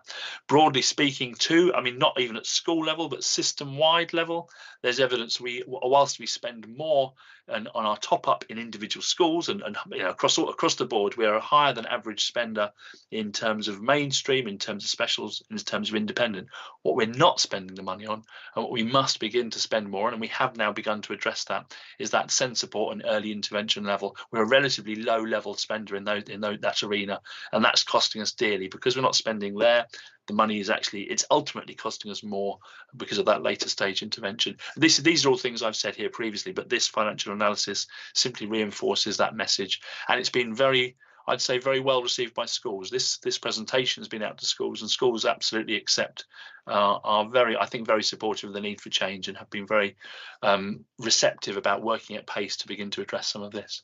I'd say we have a very ad hoc, again, I know this is in the presentation, if you look across the board, we don't have a consistency in terms of how we allocate funding. So a child with the same level of needs in two different schools might be receiving quite markedly different amounts of funding. That's not fair, that's not consistent. We need to really work on our consistency across the system to make sure all schools are operating with the same expectations and within the same funding envelope, if you like, to meet similar levels of need. So we're embarking on a big piece of work around our banding framework in partnership with schools. We're going at pace, and we hope to work through that rapidly and have a new model agreed in principle. It won't be able to be implemented instantly, but to have a new model agreed in principle, certainly by the autumn term, with a view to begin rolling that out as rapidly after that as possible. It will take some phased implementation. We can't flick a switch and shift every pupil over to that new way of working. That has to be done on the basis of as new EHC plans are issued, and as we review and at annual reviews, we will begin to phase in that new funding system. And we have to agree that with schools, and we will certainly be consulting with parents and carers in terms of the descriptors, the different levels of need. So that's a major piece of work that's underway. The other piece of work accompanying that, and just as important, is what we would call our ordinarily available offer. A really, again, comprehensive piece of work looking at how we set our expectations for mainstream schools, what they offer as a part of standard practice and without the need for additional funding, and also working in partnership with colleagues in health to ensure health also are playing their part in meeting those needs earlier, that the therapies are available at the right stage, that, you know, particularly as needs are identified, that we can do something about that rapidly without the need for that escalation that we're currently seeing. I think, I mean, it's worth saying as well, there have been some major profound shifts in recent months. Even the proportion of children with EHC plans who are maintained, who have their needs met in mainstream, is at a high level. We have our partners in mainstream are definitely embracing and working with us to support this. We all acknowledge and recognise we need more special schools. They are on their way, but in the meantime, we are managing to meet that quite wide range of needs in our mainstream schools. That comes at pressure, that comes at cost, but it's something that we should really applaud. I mean, as I say, there is inconsistency across the system, but we certainly have schools working with us on that. What's notable, though, is that there are there are a small proportion of schools accommodating a far larger body of the overall need. And then you have others at the other end of the spectrum who perhaps are not necessarily playing their part as much as we would like. So again, doing more work to embed that consistency of approach, consistency of expectations, so that you know that any school in Woking will be providing a good level of support for their learners with special needs. We've, as I say, I think I've touched on the timescales for that process. I think, yeah, I mean, I think all those issues that I've identified today, these are not things I've not been here and said before, but I think this just gives us a more fine-grained analysis of that and really demonstrates the case. And as I say, particularly in terms of our school colleagues, they really have embraced and accepted that's not a sustainable position, and are going to be working with us in the coming months to really get to grips with that and begin to address that. That's probably as much as I wanted to say in terms of this. I'm happy to take questions on any of that. Thank you very much, Jonathan. Okay, Anne first. Thank you. I was just wondering, what would the SEND support earlier on in school look like? It's very much about within school, it'll be about having a range of interventions available for children whose needs have been identified, but who are not at the threshold for an EHC plan. There is a financial threshold for that. Schools are expected to provide or be funded up to an extent of £6,000 per pupil with additional needs. Once they go over that £6,000 threshold, they would then be entitled, if you like, to apply for an EHC plan. But it also, for schools to be able to deliver that, they need support on occasion from colleagues in health, occupational therapy, speech and language therapy, for example. And sometimes those services are in short supply. So there may be long waits sometimes for some of that early intervention. And therefore, you're seeing that tendency for escalation to a request for an EHC plan. Thanks very much. Okay. Graham? Yeah, thank you, Jonathan. My question pertains to our health partners, because we as local authorities have the responsibility, and we've escalated a great deal the resource and effort that we're spending on SEND and so forth. But I'm wondering if what your experience is with our health partners, whether they are having the same priority level and focus with regard to resource, response, and of course, funding. That's my first question. One of the work streams and if you like, focuses within Safety Valve, within our programme of work, is indeed tackling what we've benchmarked as a relatively low level of health contribution locally. I think our view within the programme and within the authority would be that we are not receiving all the funding we might expect to see, and other areas are receiving from health colleagues. That is well underway, that negotiation and discussion, and that's a major theme of particularly recent months in terms of those negotiations and those discussions. It's not necessarily even only in the form of cash contributions to the costs around particularly complex cases. There is that. There is also more broadly that working with us around that early intervention offering, and particularly around the therapies. We really want to see different ways of working alongside schools, helping our schools. But I would say there's still some way to go in that arena. We are definitely working closely with health colleagues and definitely having some more challenging conversations. But I would say I don't think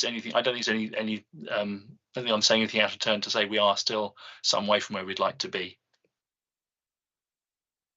Graham? And the second question is really about the funding per pupil.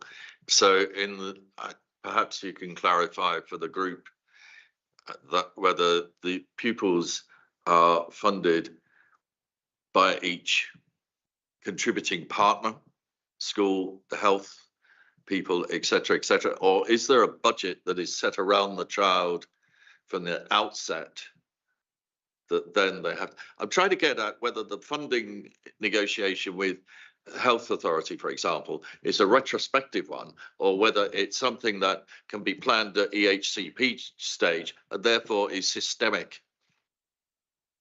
At the most complex level of need, you would expect there to be a tripartite funding agreement in place. We are finding locally that we are struggling to get that commitment around some of our most complex cases, and there is a mechanism called continuing care or continuing healthcare, which is around a health contribution to at individual case level for the most complex cases. There is still some way to go, so that it can be at the most complex case at levels, it's around individual cases. In terms of the systemic picture too, there we have, I think we have, broadly speaking, things are working better in that arena, but there are some resource shortages in terms of actual numbers of speech and language therapists, which can mean they're thin on the ground in terms of what even a child with an EHC plan might be expected to receive. So there are, on both fronts, there is a sort of systemic challenge in terms of resource in the system, and at individual, most complex individual case level, there's also challenges there. So it kind of both and, I suppose, is the answer to your question. If I go back about 20 years, when I was chair of governors of a little school in Wargrave, one of the most pressing needs was SEND, and I'm sure the experience was the same for others across governing boards. And I'm wondering if, you know, from a user perspective, if one of the biggest frustrations at that time was around funding. So first of all, we understand that perhaps resource isn't readily available in certain health functions. One has to be able to put that in the plan and make it understandable in order to create pressure to get them to hire more people. But the funding thing was certainly very much apparent at that time. And if that's still present, I will then finish off with, which you may be able to answer now, or perhaps you'll come back with, is how do we as a council level that out and make that happen? And I think that Sarah, from the body language, can add better comment than I've just articulated.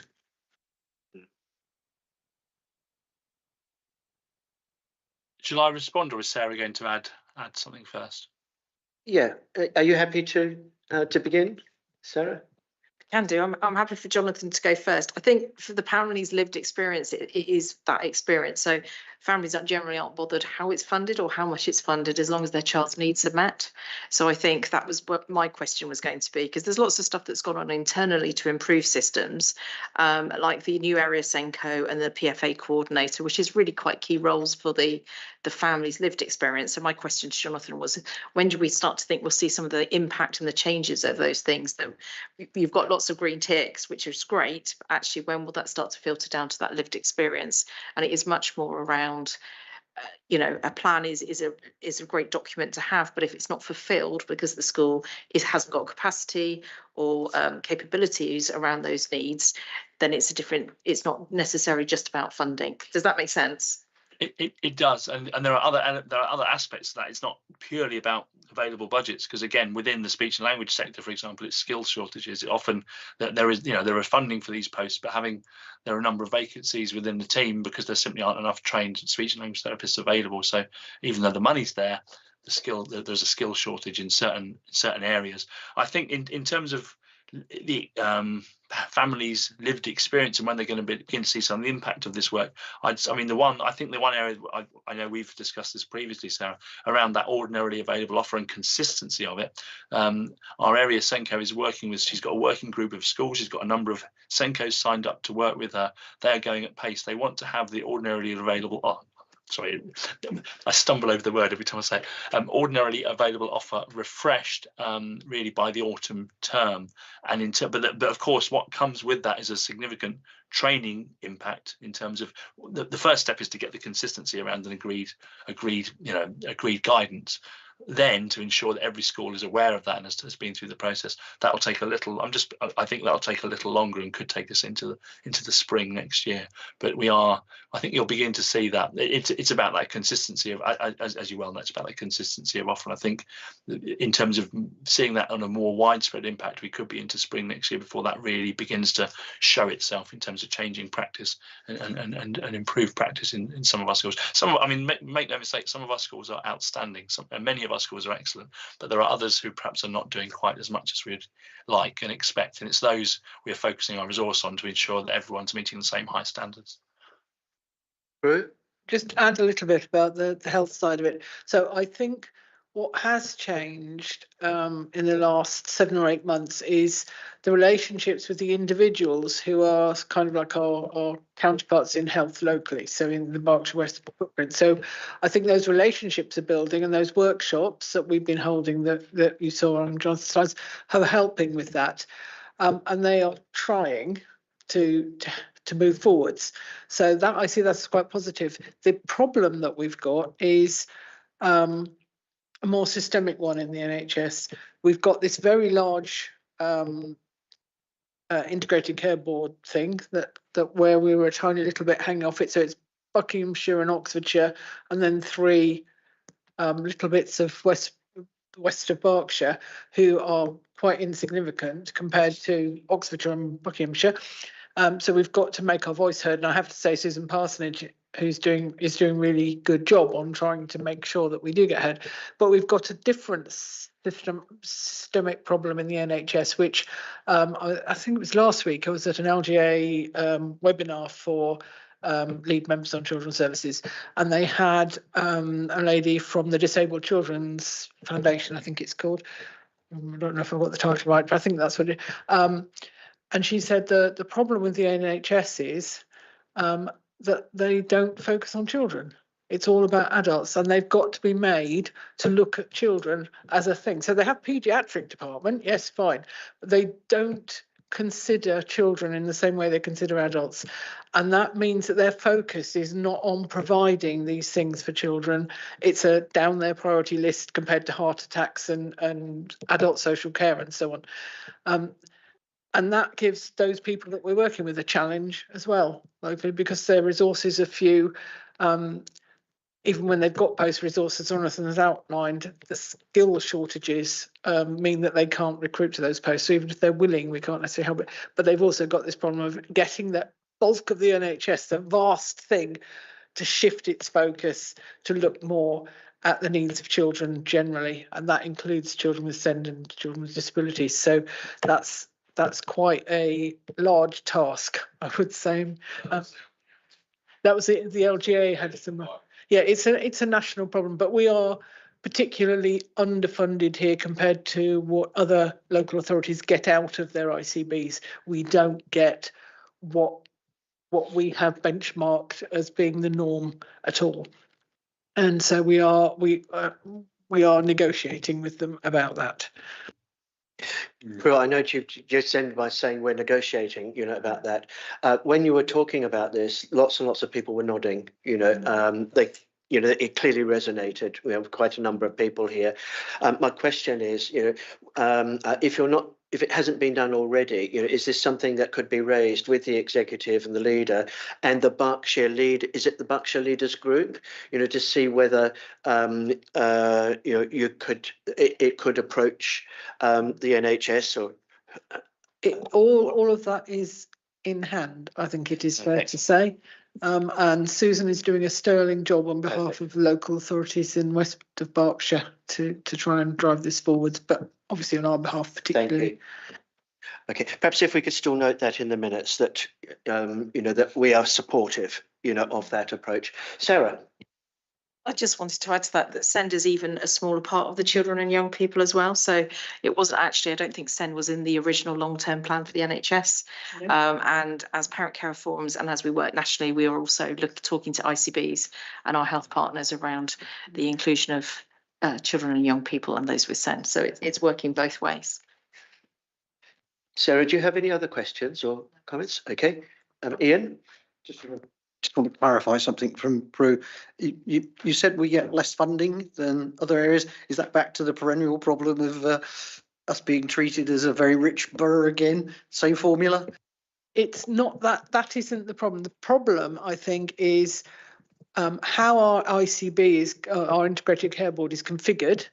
So we're only a tiny little drop in the ocean compared to the bigger authorities. So their focus is not on us. And something to do with their resourcing and the way they're organised, that they appear to be providing less of this kind of funding, particularly for the complex cases that Jonathan outlined, than other ICBs around the country. And so Buckinghamshire and Oxfordshire are not particularly doing very well out of it either. But there's something to do with the way our ICB is set up or the way it's working that means that we are getting stonewalled on this, but not only on this, on other things. And I think it's an ICB problem. And we did have we do have people who are trying to shift things But unfortunately, one of them has gone off long-term sick, which is very, very unfortunate within the NHS. But it does appear to be worse in this particular ICB than in many other places in the country, but not just particularly Wokingham. For once, it's not us, it's them. Thanks for that, Prue. Sarah, and then we'll wrap this item up. And I think the other part of that is that other areas have got written statements of action, whereas we don't. So it will push the direction a little bit into working together on those written statements of action. It takes a bit of priority away. Thank you. Well, does everybody know what one of those is? That's when you get told off and you're made to do stuff. Okay, well, thank you, Jonathan, for a presentation and also for answering your questions. We really appreciate it, and enjoy the rest of your evening. My pleasure. Thank you very much. Thank you. If we can move on now to agenda item 79, which is the performance review. And what I'd propose to do here is to go through each of the dashboards in turn. So if we can take any questions sort of in the order that they appear, in the agenda pack. Okay, and welcome, Lorna. Yes. And thank you. Okay. So sorry, I'll start with dashboard item 1. So you can see here in quarter 3, can I just say that quarter 3 covers from October to December. So the current EHC plans in place at the end of December for our quarter 3 was 1,199, which was an increase, as you can see, and EHCPs placed out of borough also was up, which was 581, and those issues within 20 weeks of the referral was 47.6%. Okay, thanks for that, Lorna. And the narrative is really helpful, as well. If it's okay, could we take any questions relating to dashboard 1? Anne, and then Ian.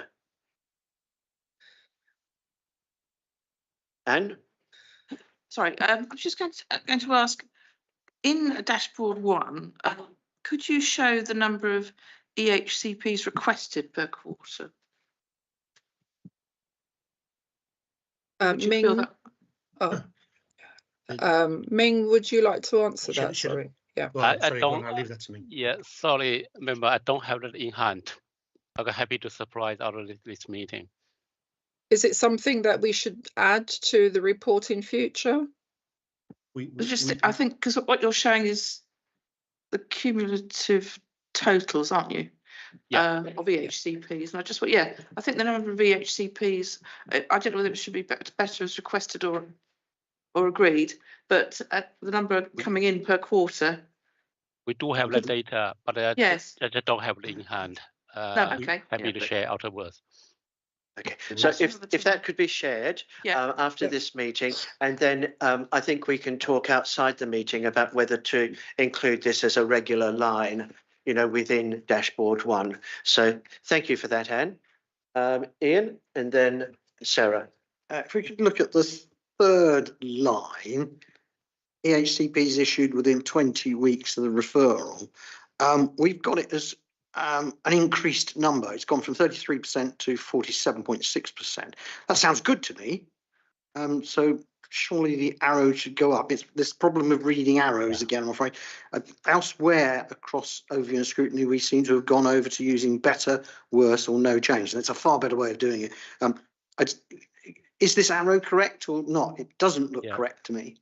It depends how you compare. I think what here we compare to similar quarter, same quarter last year. Yeah. But level, you are right, Councillor, level show an improvement. But you compare with previous quarter, it show a drop. Yeah, so it depends on how we want to compare, really. Yeah, it depends which one you're comparing with. I've got that. Yeah, we are comparing it against the previous quarter. rather than the previous quarter from the same quarter from the Last year. previous year. Yeah, Yeah, okay. this year, but also Sorry. highlighting the same quarter last year on the report. Yeah.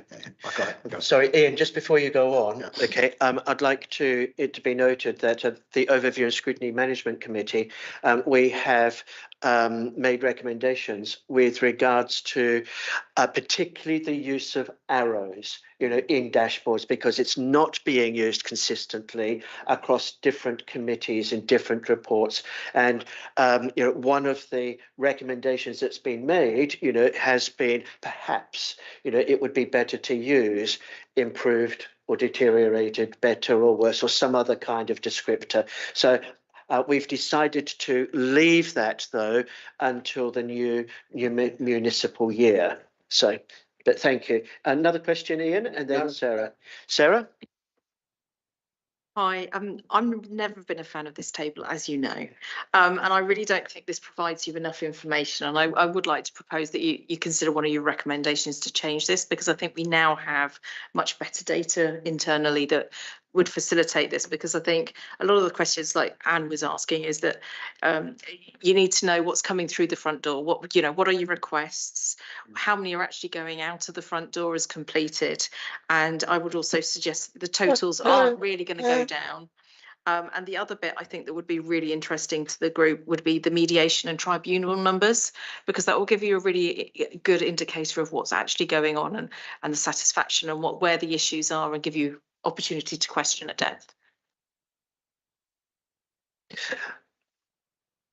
Lucienne, have we been able to minute those suggestions? And I think you're absolutely right, that it is time to refresh, the way in which this table and others, have been presented. It sounds as though this data is available from what Ming was saying before. We just need to just to support that, Min came and other members of the SEN team came to a Zoom meeting with families. I think you were present as well. And the data that was presented there was really well received by the families, and actually felt that they had a proper overview, and the whole process was transparent. And I think that ought to be replicated across into this committee. Good. So perhaps we can look back at some of the data that was presented during that, that meeting as well, and see if we can incorporate some of that into our regular, reports. Thank you for that. Anybody else on dashboard 1? Jane. Just a quick one on the out of borough placements, which I assume are more expensive than in borough. They look like they track down quite nicely and then they've gone up quite significantly.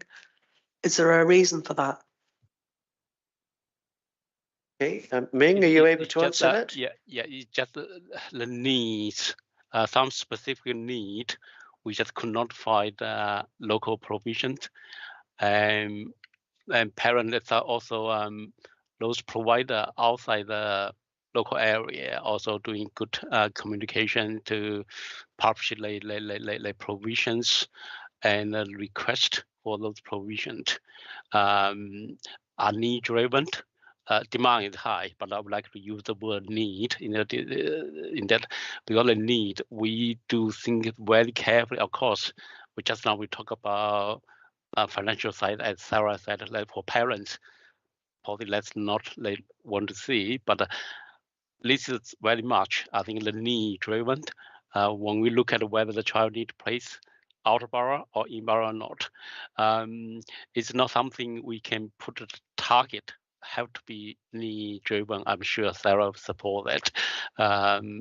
It's just going up. I mean, financially, probably don't want to see that, but it needs justify those placements outside of the borough.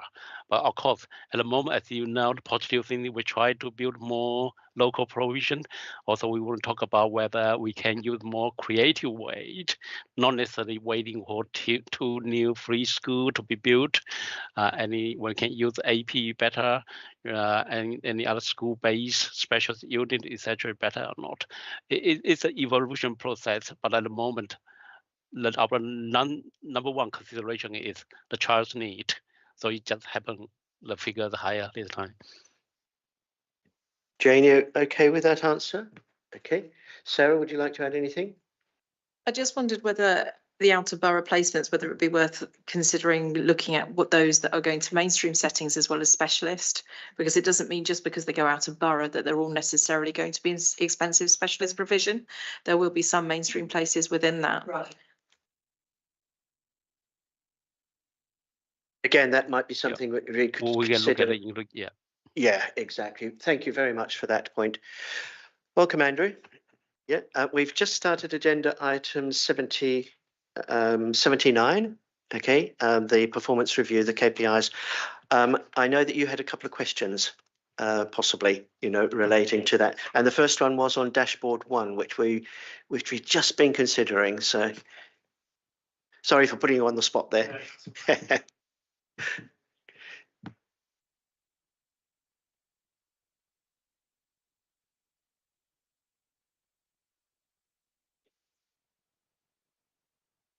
Yeah, I think my question was really, I think it's about just the way some bits presented, and whether I think we talked about this a bit before, in terms of the whether it can be sort of either color coded or stuff with the elements which are, I know we talked about some of them aren't sort of good or bad, but whether the things where there are targets for it, because I think in the analysis there's targets mentioned for it, whether those could be sort of whether they've been met or not. So I think we can see the trends over time with those. Okay, if I could perhaps comment on that, okay, because we did discuss it earlier, just literally a moment ago, and the Overview and Scrutiny Management Committee is asking all of the Overview and Scrutiny committees, including ours, to look at the way in which data like this, such as this, is being reported. And we've had a number of very positive, practical suggestions about how this could be improved, perhaps, for some of our data.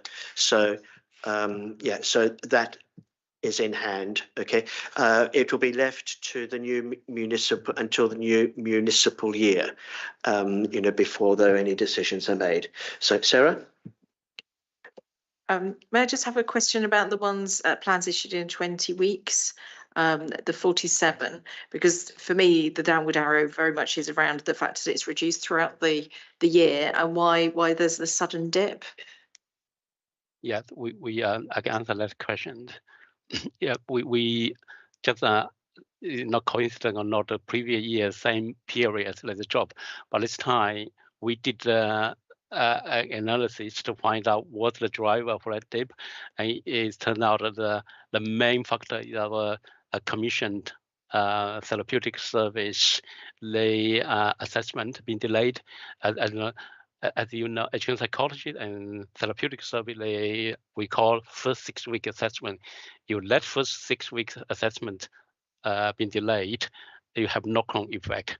So we quickly addressed it with the partner and put the right other than to put in the right support. Also, that the period of time we did have some high staff turnover. So that affect our rate for that particular period. I have to say that we identify this driver and we're addressing. Now back to 80%. I have to say 75. We aim for average 70%. As you know, across the country is just about 50%. Yeah, it is a first 6 week delayed. That's the driver. We know what's about, and we have addressed that. Thank you. Okay, moving on. Dashboard item 2, early help. Yes, dashboard item 2. So a number of referrals to early help have increased in quarter 3 from 367 in the previous quarter to 479. There were less early help assessments completed, and the average time between the referral and assessment completion was 33 days, which is less than it was previously. Thank you, Lorna. Okay, any questions at all? Anne? Yes, actually a question and a comment. I just wondered why the number of referrals to early help went up so much at the end of last year, but I noticed that the average time to assessment did not go up. So that's quite good, isn't it? I mean, the system's working well in spite of these increased numbers, I think, but do you know why there were so many more referrals? Mark? If I may, I think we are seeing, it's difficult to say this, but the longer term impacts of COVID and the pressure on families towards the end of last year coming through in terms of demand, and that's a picture which we've seen nationally. So we are seeing an increase in referrals to early help services. We are very effective at identifying those children who need an early help service and those who need to step up into statutory social care. The MASH functions very well and can step cases down. So it's a combination, but I would suggest it's an indication of a system which is working quite well in terms of identifying children and where they need to be in a particular part of the system. And that was validated by Ofsted in the recent inspection. They felt that our thresholds and decision making about where children should be was pretty spot on. So some real independent endorsement. As we expand early help services, we will also see a demand increase because families get confidence in the system and know they'll get a response. So I would suggest it's a good indicator and a good sign of a system that's working well. Thanks very much. Thank you. Thank you. Anybody else? Okay. Dashboard 3. Any questions at all about dashboard 3? Sorry, Lorna. That's okay. Any questions? No, thank you. Dashboard 4, child protection.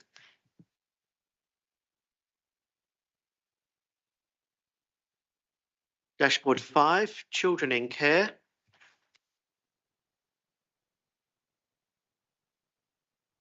Thank you. Dashboard 6, care leavers. Anne? If I can understand what my question was.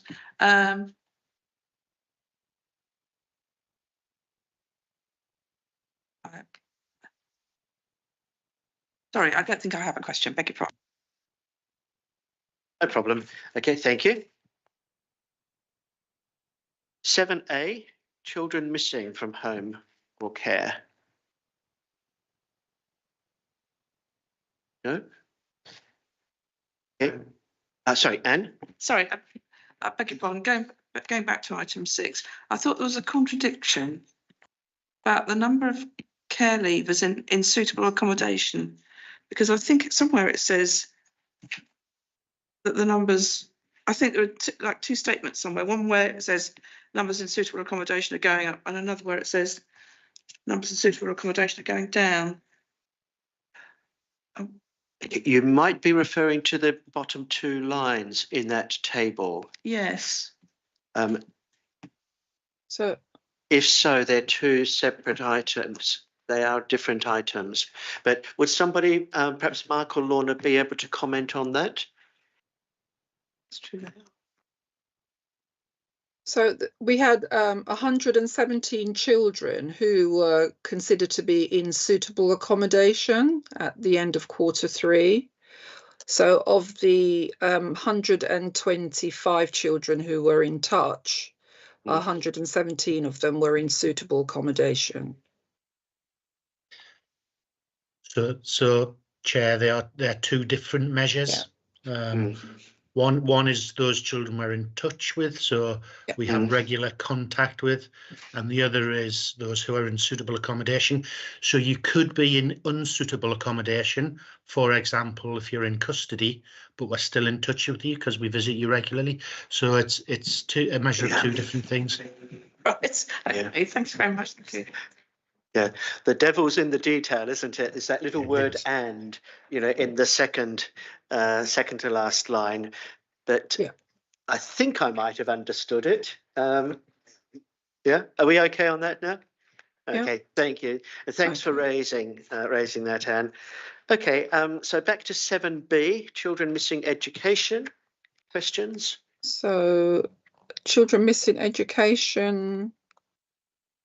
Okay. No questions on that? Thank you. Just an observation that the numbers appear to be going down, which is a good thing.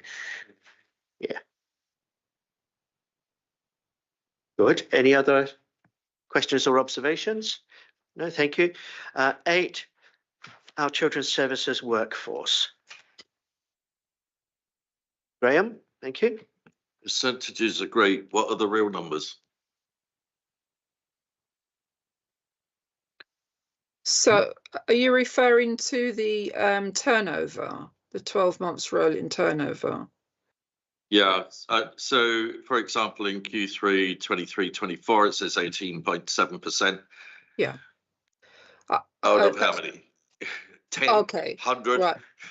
I don't have those numbers, but it says the commentary I have from the service that provides those numbers across the full 12 months, the actual number of qualified social workers that had left permanent roles. So there were 6 that had left permanent roles in Q3, but you want to know the total of the workforce at that time.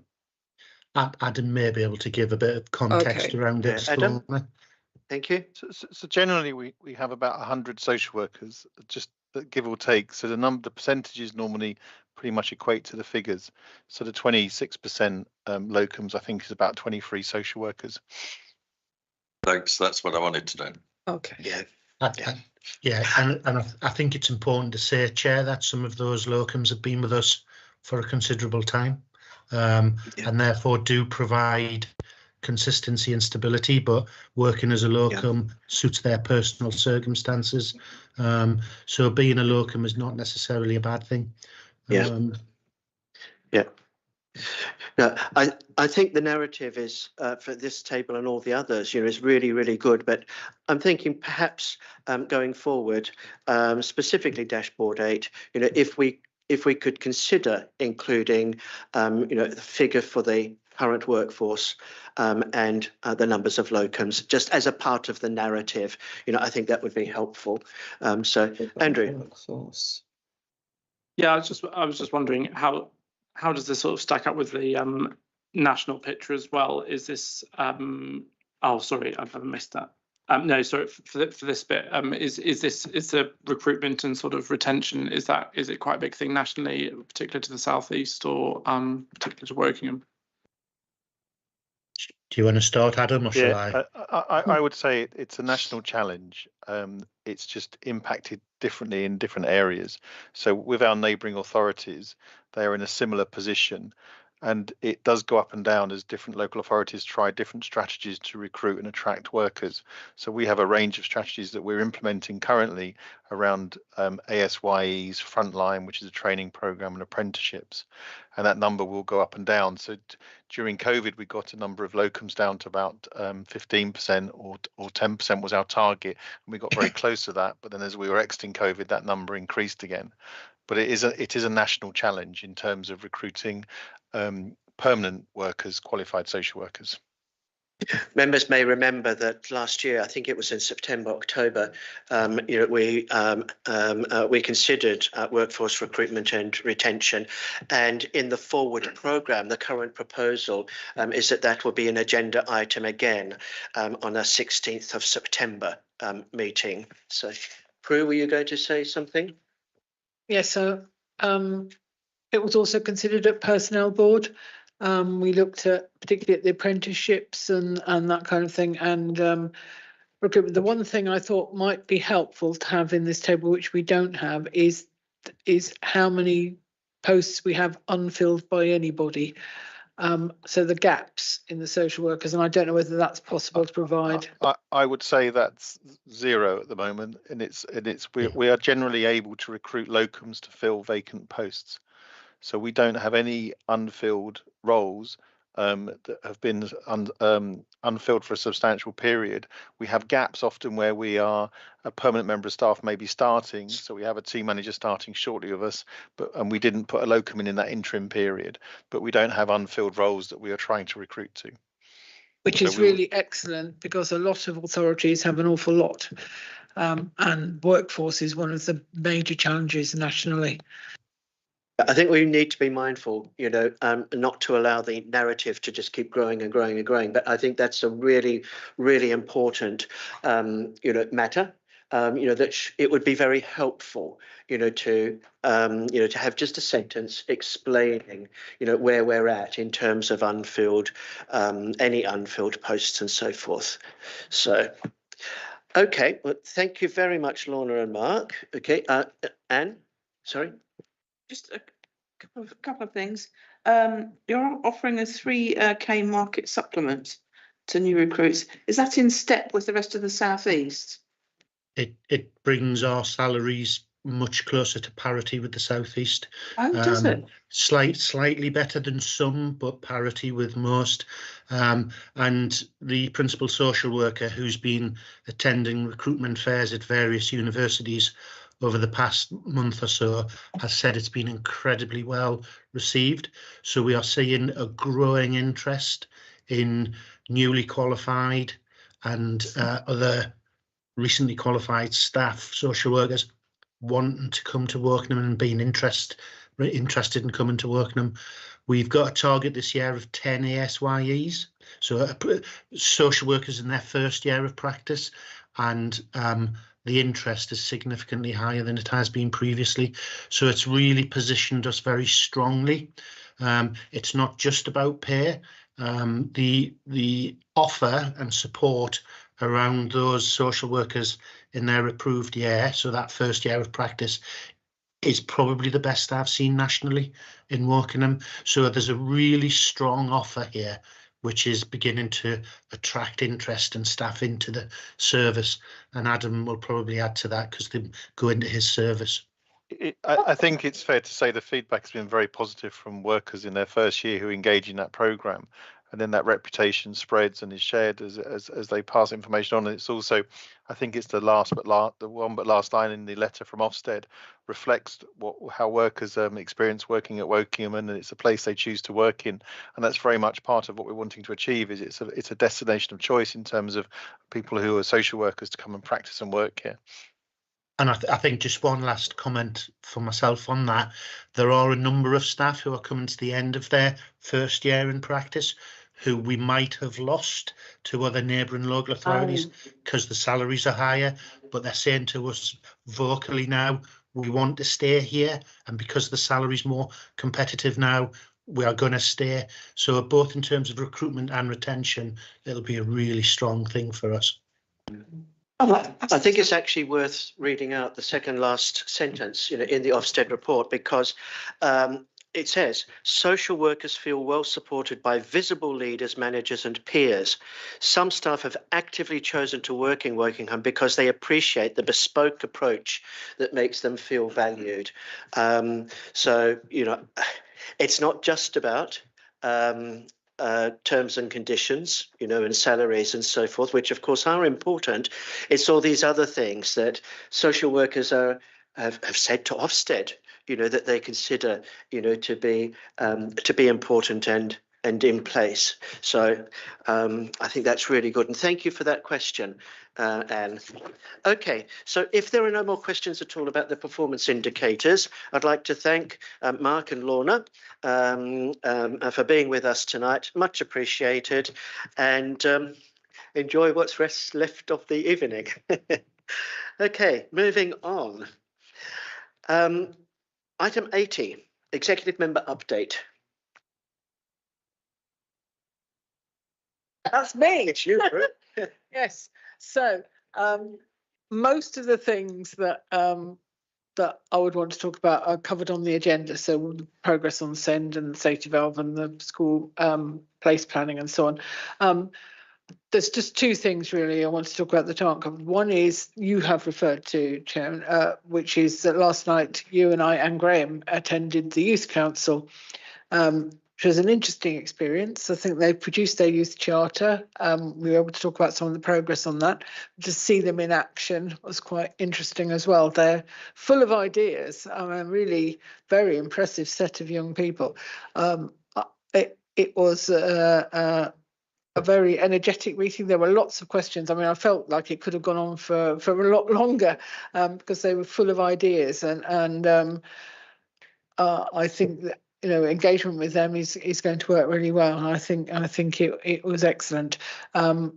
We went to them rather than them coming to us, and I'm sure we will be doing that again in the future and engaging with them on the various strategies that the council's producing, but not just the ones for young people, also other council things. I mean, they're involved in the community vision part of council activities, but we should be running everything past them because they are a component of our population who need to be consulted about things generally. So I found that a very positive experience. I went home quite energised, and then I had to go to the parish council, which was fine, but not quite the same level of energy. The other thing I wanted to talk about was the fact that this is Helen's last Children's Services Overview Scrutiny meeting, because she will be departing before the next one. We have a new DCS, permanent DCS, coming at the beginning of April, Emma Cockrell, and I'm sure next year's committee will engage with her. But I didn't want to let this last meeting go past without saying thank you to Helen for everything she's done. She's been here, which is perhaps longer than some permanent DCSs, and she has been fully engaged with us and working for us. We have had some DCSs in the past who, although they came and did their job, they were not mentally Wokingham people, and Helen has been that Wokingham person working for Wokingham. Her leadership has been extraordinarily good, not bossy, not defensive, very open, honest, transparent, and easy to get along with, easy to work with, but still showing that leadership. And I don't know what I would have done without her in this role. She has been brilliant, and I really wish her well for the future, and thank her for everything she's done for us. Thank you, Prue. I'd like to say just two things very quickly. This committee must be warned that the Youth Council have adopted the idea of an action tracker.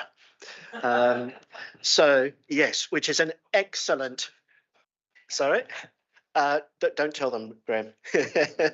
So yeah, so that will be really, really good and important. Yeah, and I think there may be others of us at the end of the meeting, once the video stream has ended, who would also like to say something in appreciation, of Helen.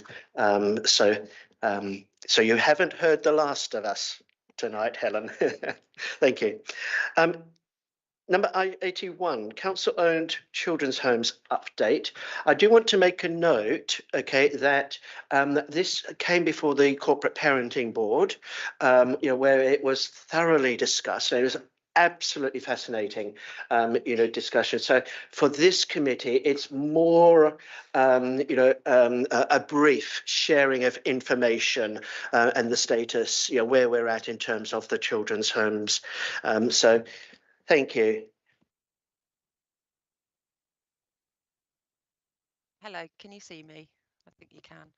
Yes, we can hear you. Yeah, thank you. Thank you, Chair. I'm very conscious of time, and so I have a set of slides that I will go through relatively quickly, but just to bring you really up to speed on the progress in relation to our new children's homes that we purchased. For those that don't know me, I'm Hayley. I manage the Children's Commissioning team at Wokingham. I'm just going to share my slides. Please, someone let me know when they appear. That's perfect. Thank you. Maybe if you could go full screen. It should be coming through.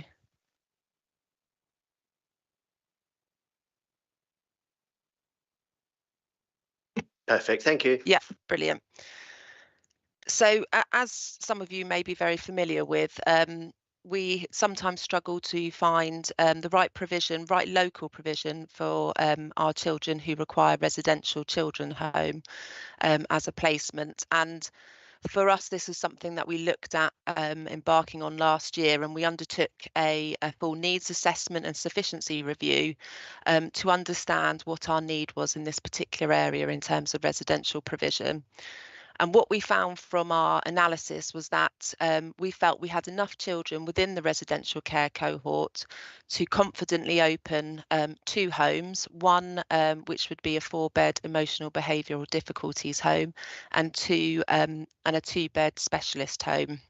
So that was kind of the background to the piece of work that we've been undertaking. Just to pull you back a little bit, in terms of the benefits of opening an in-house residential, obviously this formed a big part of our business case when we were getting the approval to purchase and open the provision. And out on the screen, I've set out the number of benefits of having our own local provision in Wokingham. I'll cite a couple of them. It's around keeping our children close to their family and community and those that know them best. It reduces our reliance on high-cost independent residential placements with private providers. It provides an easier step down and lower support provision such as fostering for our young people. It can provide short-term respite to our children and young people. And as we've been talking about earlier in the meeting, around growing our own social workers through career progression for our children residential staff. So obviously we put forward a business case which was accepted by executive, and this is really to give you an update on what we've done so far and where are we at now. So we've bought 2 properties in Wokingham, and we're now in the process of doing some building works to those properties, refurbishing them, and to make sure that we can turn those into welcoming and safe children's homes. We've appointed an experienced registered children's home manager, and they are in post at the moment, and they are overseeing the building process, the recruitment and training of staff, the practice models, and the Ofsted registration. As I spoke about earlier, the building work, there is some building work that needs to be undertaken on the properties, and it's due to start any minute now, and we're expecting to complete that work by June.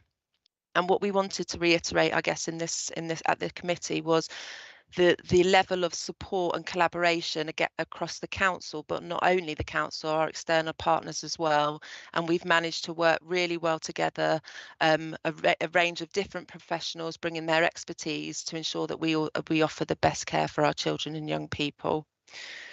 Just a brief update on our staffing and recruitment position. So as I said, we have our registered manager who's in post, and they joined in January. We're at the moment recruiting for our 3 assistant heads of home, and that's on track. We have one already appointed to 3 of the posts. We have also just launched a residential support staff recruitment campaign, which started in March, and it will go through to July. And what we're doing is we're staggering some of that onboarding and recruitment of staff so that we keep those salary costs to a minimum until we need that maximum staff as children start to move into the home. We obviously are embarking on the staff training and compliance, and all the staff will have the sufficient mandatory and specialist training where required. And I wanted to give a mention to HR because we are onboarding around 28 new staff into the local authority, and so working with our HR colleagues has been a lifesaver for us, really, because it's a huge task. It's a huge programme of recruitment. The Ofsted registration and placement matching. So once we know that the home is ready and prepared for the admission of children, we can begin our Ofsted registration process. Ofsted will conduct a site visit at any point from when we submit our application, and it's generally during the next 40 days after the application has been submitted. The manager and responsible person must then begin stage 2 of the process when the home has been approved as a safe place for children to live. And then once we are fully registered, then we can start to submit the stage 2 and have those children moving in. An important part of our children's home project is that around our matching, and we know that Ofsted places a high value on how well children are matched to residential settings, and this is a crucial part of the work that we will undertake when we start to open the home. That will be a real consideration for us, and actually around the future development of that home to make sure we've got the right children in those homes. And then it's around our occupancy, we don't expect to open on day one and fill both the houses with our young people and our children. It's crucial that we consider the occupancy, and it will be a staggered occupancy over a few months within both of those homes. And the registered manager and the registered responsible individual must maintain a continuous and thoughtful admission process for the appropriate children and young people. This is a lot of information, but it's really just to give you the highlights of we're expecting to be ready to start accepting children into the children's home in around August. So that will mean that our building works, the home have been dressed, furnished, the staff are on board, and we expect to be opening our doors around August of this year.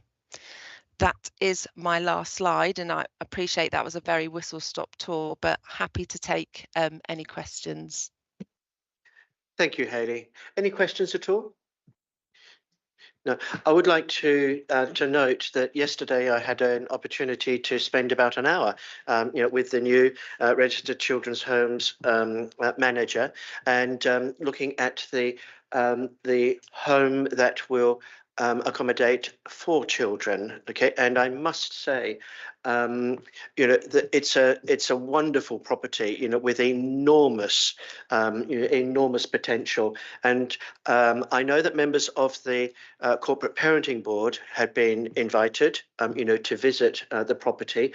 I would hope that invitation could also be extended to members of the Overview and Scrutiny committee as well, and perhaps to look at one or both of the properties once they have finished being fitted out, because it's very, very enlightening indeed, and a really good opportunity to speak with with the registered homes manager as well. So yeah.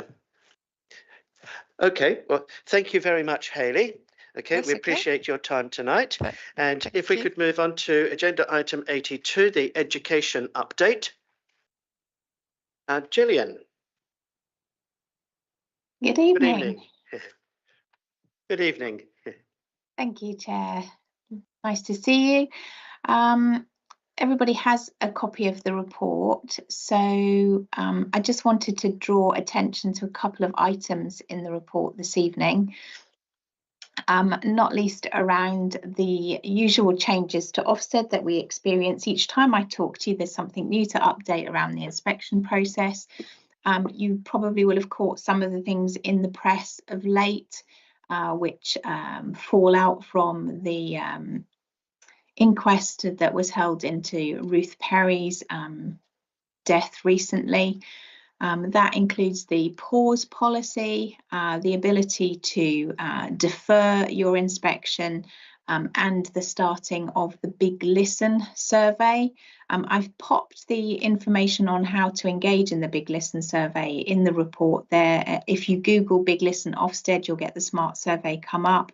There are 4 key areas that the whole system is invited to engage in feeding back to Ofsted, and that is about the way in which inspection findings are reported, the methodology for carrying out inspections, how the inspection framework can have a positive impact on the sectors that they inspect, and then what Ofsted need to do in order to be a world-class regulator. So I do encourage colleagues to have a look at that survey, and if you're so minded, to put your feedback into that. And then I really want to draw attention to the settings that have been inspected in this reporting period, and to celebrate those outcomes that we see there. I want to draw attention to CAMS Phoenix, another one of our specialist provisions receiving an outstanding judgment. CAMS Phoenix is our hospital school located in Wokingham Community Hospital at the CAMS Phoenix unit. Access to the provision is by NHS referral only. It is a Tier 4 NHS day hospital, and it works with the most vulnerable of young people in the South East region. It doesn't just take children from Wokingham. Referral, as I say, is only by NHS, so it does take a consultant referral for children to be in that provision. I do commend the report to you to read. It's a very short report, but one of the phrases that the inspector leading the report, leading the inspection, commented with during the verbal feedback that actually sadly hasn't made it into the report, I just wanted to share with you this evening, which is around the way in which the moral purpose and the moral imperative of the school, it shines through from the actions of the staff, and that actually the way in which those staff work with those most vulnerable young people has given them an imperative and a reason to continue to live, which is most to be commended, Chair. So I draw that to your attention, and the progress made by Beechwood, which for those of you who've been on the committee for a while will know was previously inspected as inadequate. So that school has made progress to requiring improvement, and I just draw your attention to, I think that headline doesn't quite give us the full feel of the progress made by the school. So actually 3 out of the 5 judgments made by Ofsted in that report were actually good. So behaviour and attitudes, personal development and provision for pupils in the early years were judged to be at the good standard. So progress being made by that school there. And I'm also aware that our lead member attended the, if I move on, attended the recent racial equity conference that I reference in the report, and you're aware, colleagues, that we've been talking about this diversity and racial equity work that we've been undertaking. So my thanks to the lead member for her support for that event, which was very well attended from our local schools with national speakers and our schools sharing their excellent practice with others who were attending. So I'll pause there and take questions, Chair. Okay, thank you, Gillian. Any questions at all? Okay, Prue? Just so that the event that Gillian refers to was an excellent event. It was in Woking Town Hall, really well attended, a lot of very interesting information and a lot of commitment from a large number of schools, really, from around the borough. And it's part of an ongoing thing. So it will continue to go on, which is excellent. Yes, I mean, it was really, really good to see, the update about the February, diversity and racial equality sort of workshop. And I think this is something that we would like to continue, to receive feedback on. Also, thank you for a very, very pithy, important summary, of some of the changes that have taken place with the Ofsted inspection system. I found that really, really helpful indeed. So thank you for that. Okay, if there are no further questions at all on agenda item 82, if we could go to item 83, the forward programme.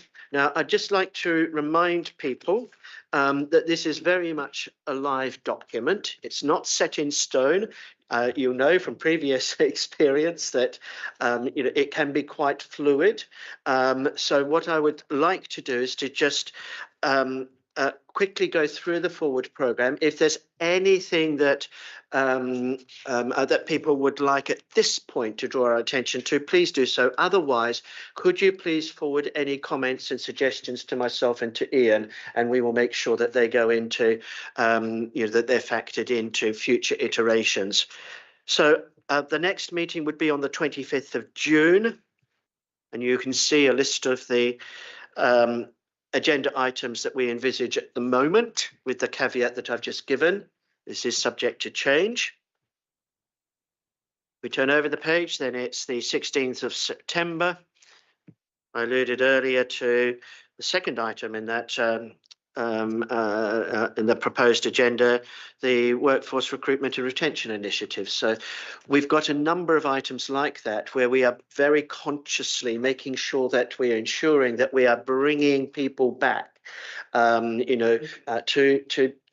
the committee for updates, and to continue the engagement that we've had, that we've begun with them. So that's the 16th of September, 6th of November, and then there are meetings in January and March. If you can think of any items, okay, that you would like considered for the forward programme, as I say, please forward them to myself and to Ian, you know, we will consider them. Okay. Agenda item 84, the action tracker. If we can go through this page by page, I have a couple of items I would like to have a quick update or further update on. But page 87, any questions or comments at all there? 88. 89. Okay, now at the top of page 89, home to school transport training for escorts and drivers. Sarah, you were going to be meeting with Rebecca Brooks, okay, to discuss ways of improving communications between drivers, escorts and families. Okay, that's still described as ongoing. Is that the case? It is still ongoing. We have been involved in some of the letters. So some of the correspondent documents we've been supporting on making them more parent friendly. But yes, the training aspect is still ongoing. Good. Okay. Are you happy with progress on that? Yes, I'll check in with Terry, but because she leads on that, but yes, as far as I'm aware. Good. And that also answers my second question, because in the box at the bottom of that page, okay, there's the reference to the letter writing, you know, and the format of letters and so forth. You're saying that you have discussed that. Can we change? Would it be correct to say that is now complete, or is it so? No, it's not. Well, I'll double check with Terry, but we've only there are different letters that go out, so it is an ongoing process, because I think we had a few queries that in the process that may change. Okay. I think we have a lot more plans for you to see a lot more letters. Okay. Well, that's good. And I think if that specifically can be minuted, you know, as well, say that it's underway. Okay, but there's a lot. You know, a lot still to complete. Okay, so that was page 89 and then page 90. Any further questions at all there? Okay, so agenda item 85. Oh, sorry, who's Phil? Sorry, Phil. I think you're mute. Okay, Phil. I'm probably going to take you backwards. That's okay, no problem. I'm so sorry. I was trying to get page 89. I remember the discussions around the number of the rise in the SEN complaints, and I see that the update is ongoing. But I wonder if there's either any update on that, or when we might know that information. Okay, so this is in reference to a question from Richard Lemmy, isn't it? Yes. It's in okay. The complaints review. He asked if the number of SEN complaints was a result of the high level of scrutiny or assessment, or if it was something else that was going on, or budget or whatever. And but we can't just I don't think we should leave that question unanswered, because it's actually quite a key question. Okay. Are there any officers who can respond to that? Either now, otherwise we'll get a written response. Is anyone able to respond now? I think it would be better to have a written response on the basis that complaints are a complicated area with more than one route, and the review is ongoing, and it really needs a very carefully considered response. But I'm sure we can get something in writing that can go into the minutes. Yeah, something which refers to the complaints don't necessarily have to be resolved, but at least if there is any indications, I think it would be good for us just to keep an eye on that, rather than to leave that just to sit there as an ongoing item. No, absolutely. You know, Phil, thank you for raising that. And Ming, are you able to take that? Yeah, we'll take it back to check the complaint. Yeah. Thanks, Ming. Thanks. That's good. That's good. Sarah? I do, if I remember correctly, part of that was around the process as well, so that it was clear to families that we were going to look at the local offer and the process around how families do raise complaints, because there was a bit of lack of clarity around which route you went, wasn't there? Yes, that is part of what we need to supply the answer, because it's having those two, the statutory process for children's complaints of social care and then the council's complaints process, trying to sort out so that there's only one route in for parents is proving rather more complicated than maybe we first thought. So I think it's more a case of updating on progress than saying everything's sorted. Ming might have a yeah, you're right. Remember, it's right. I think also we now reinforce that area of work you like, internal operational sort of response, customer care. So there's another one is formal complaint made to the council, which is beyond my service. And we are going to have someone specific bespoke post to look at customer care, to look at the process. Same voice as Sarah just mentioned. We want to make sure the expectation, how many days a parent get a response, or all who they should be contact, what email address, etc. So all those will be developed and then will be on the local offer. So the person we already appointed through internal secondment, we started in a few weeks' time. Yeah, we are working on that. Okay, would it be appropriate, Ming, to forward a sort of a draft of this response to Sarah, just for her scrutiny and any further input, okay, before it's circulated more widely? Would that be appropriate and possible, do you think? Yeah. And would you be happy to do that, Sarah? Good. And you're happy to do that, Ming? Yeah, absolutely. Sorry, Ming, you probably couldn't hear. Yes, absolutely happy to work together on that. Thank you. Thank you. Yeah. And thanks, Phil, for raising that. Okay, appreciate it. Okay. So agenda item 85, part 2, exclusion of the public. That under section 100A, Part 4 of the Local Government Act 1972, the public be excluded from the meeting for the following items of business on the grounds that they involve the likely disclosure of exempt information as defined in paragraph 3 of Part 1 of Section 12A of the Act as amended, as appropriate. Thank you. So the video streaming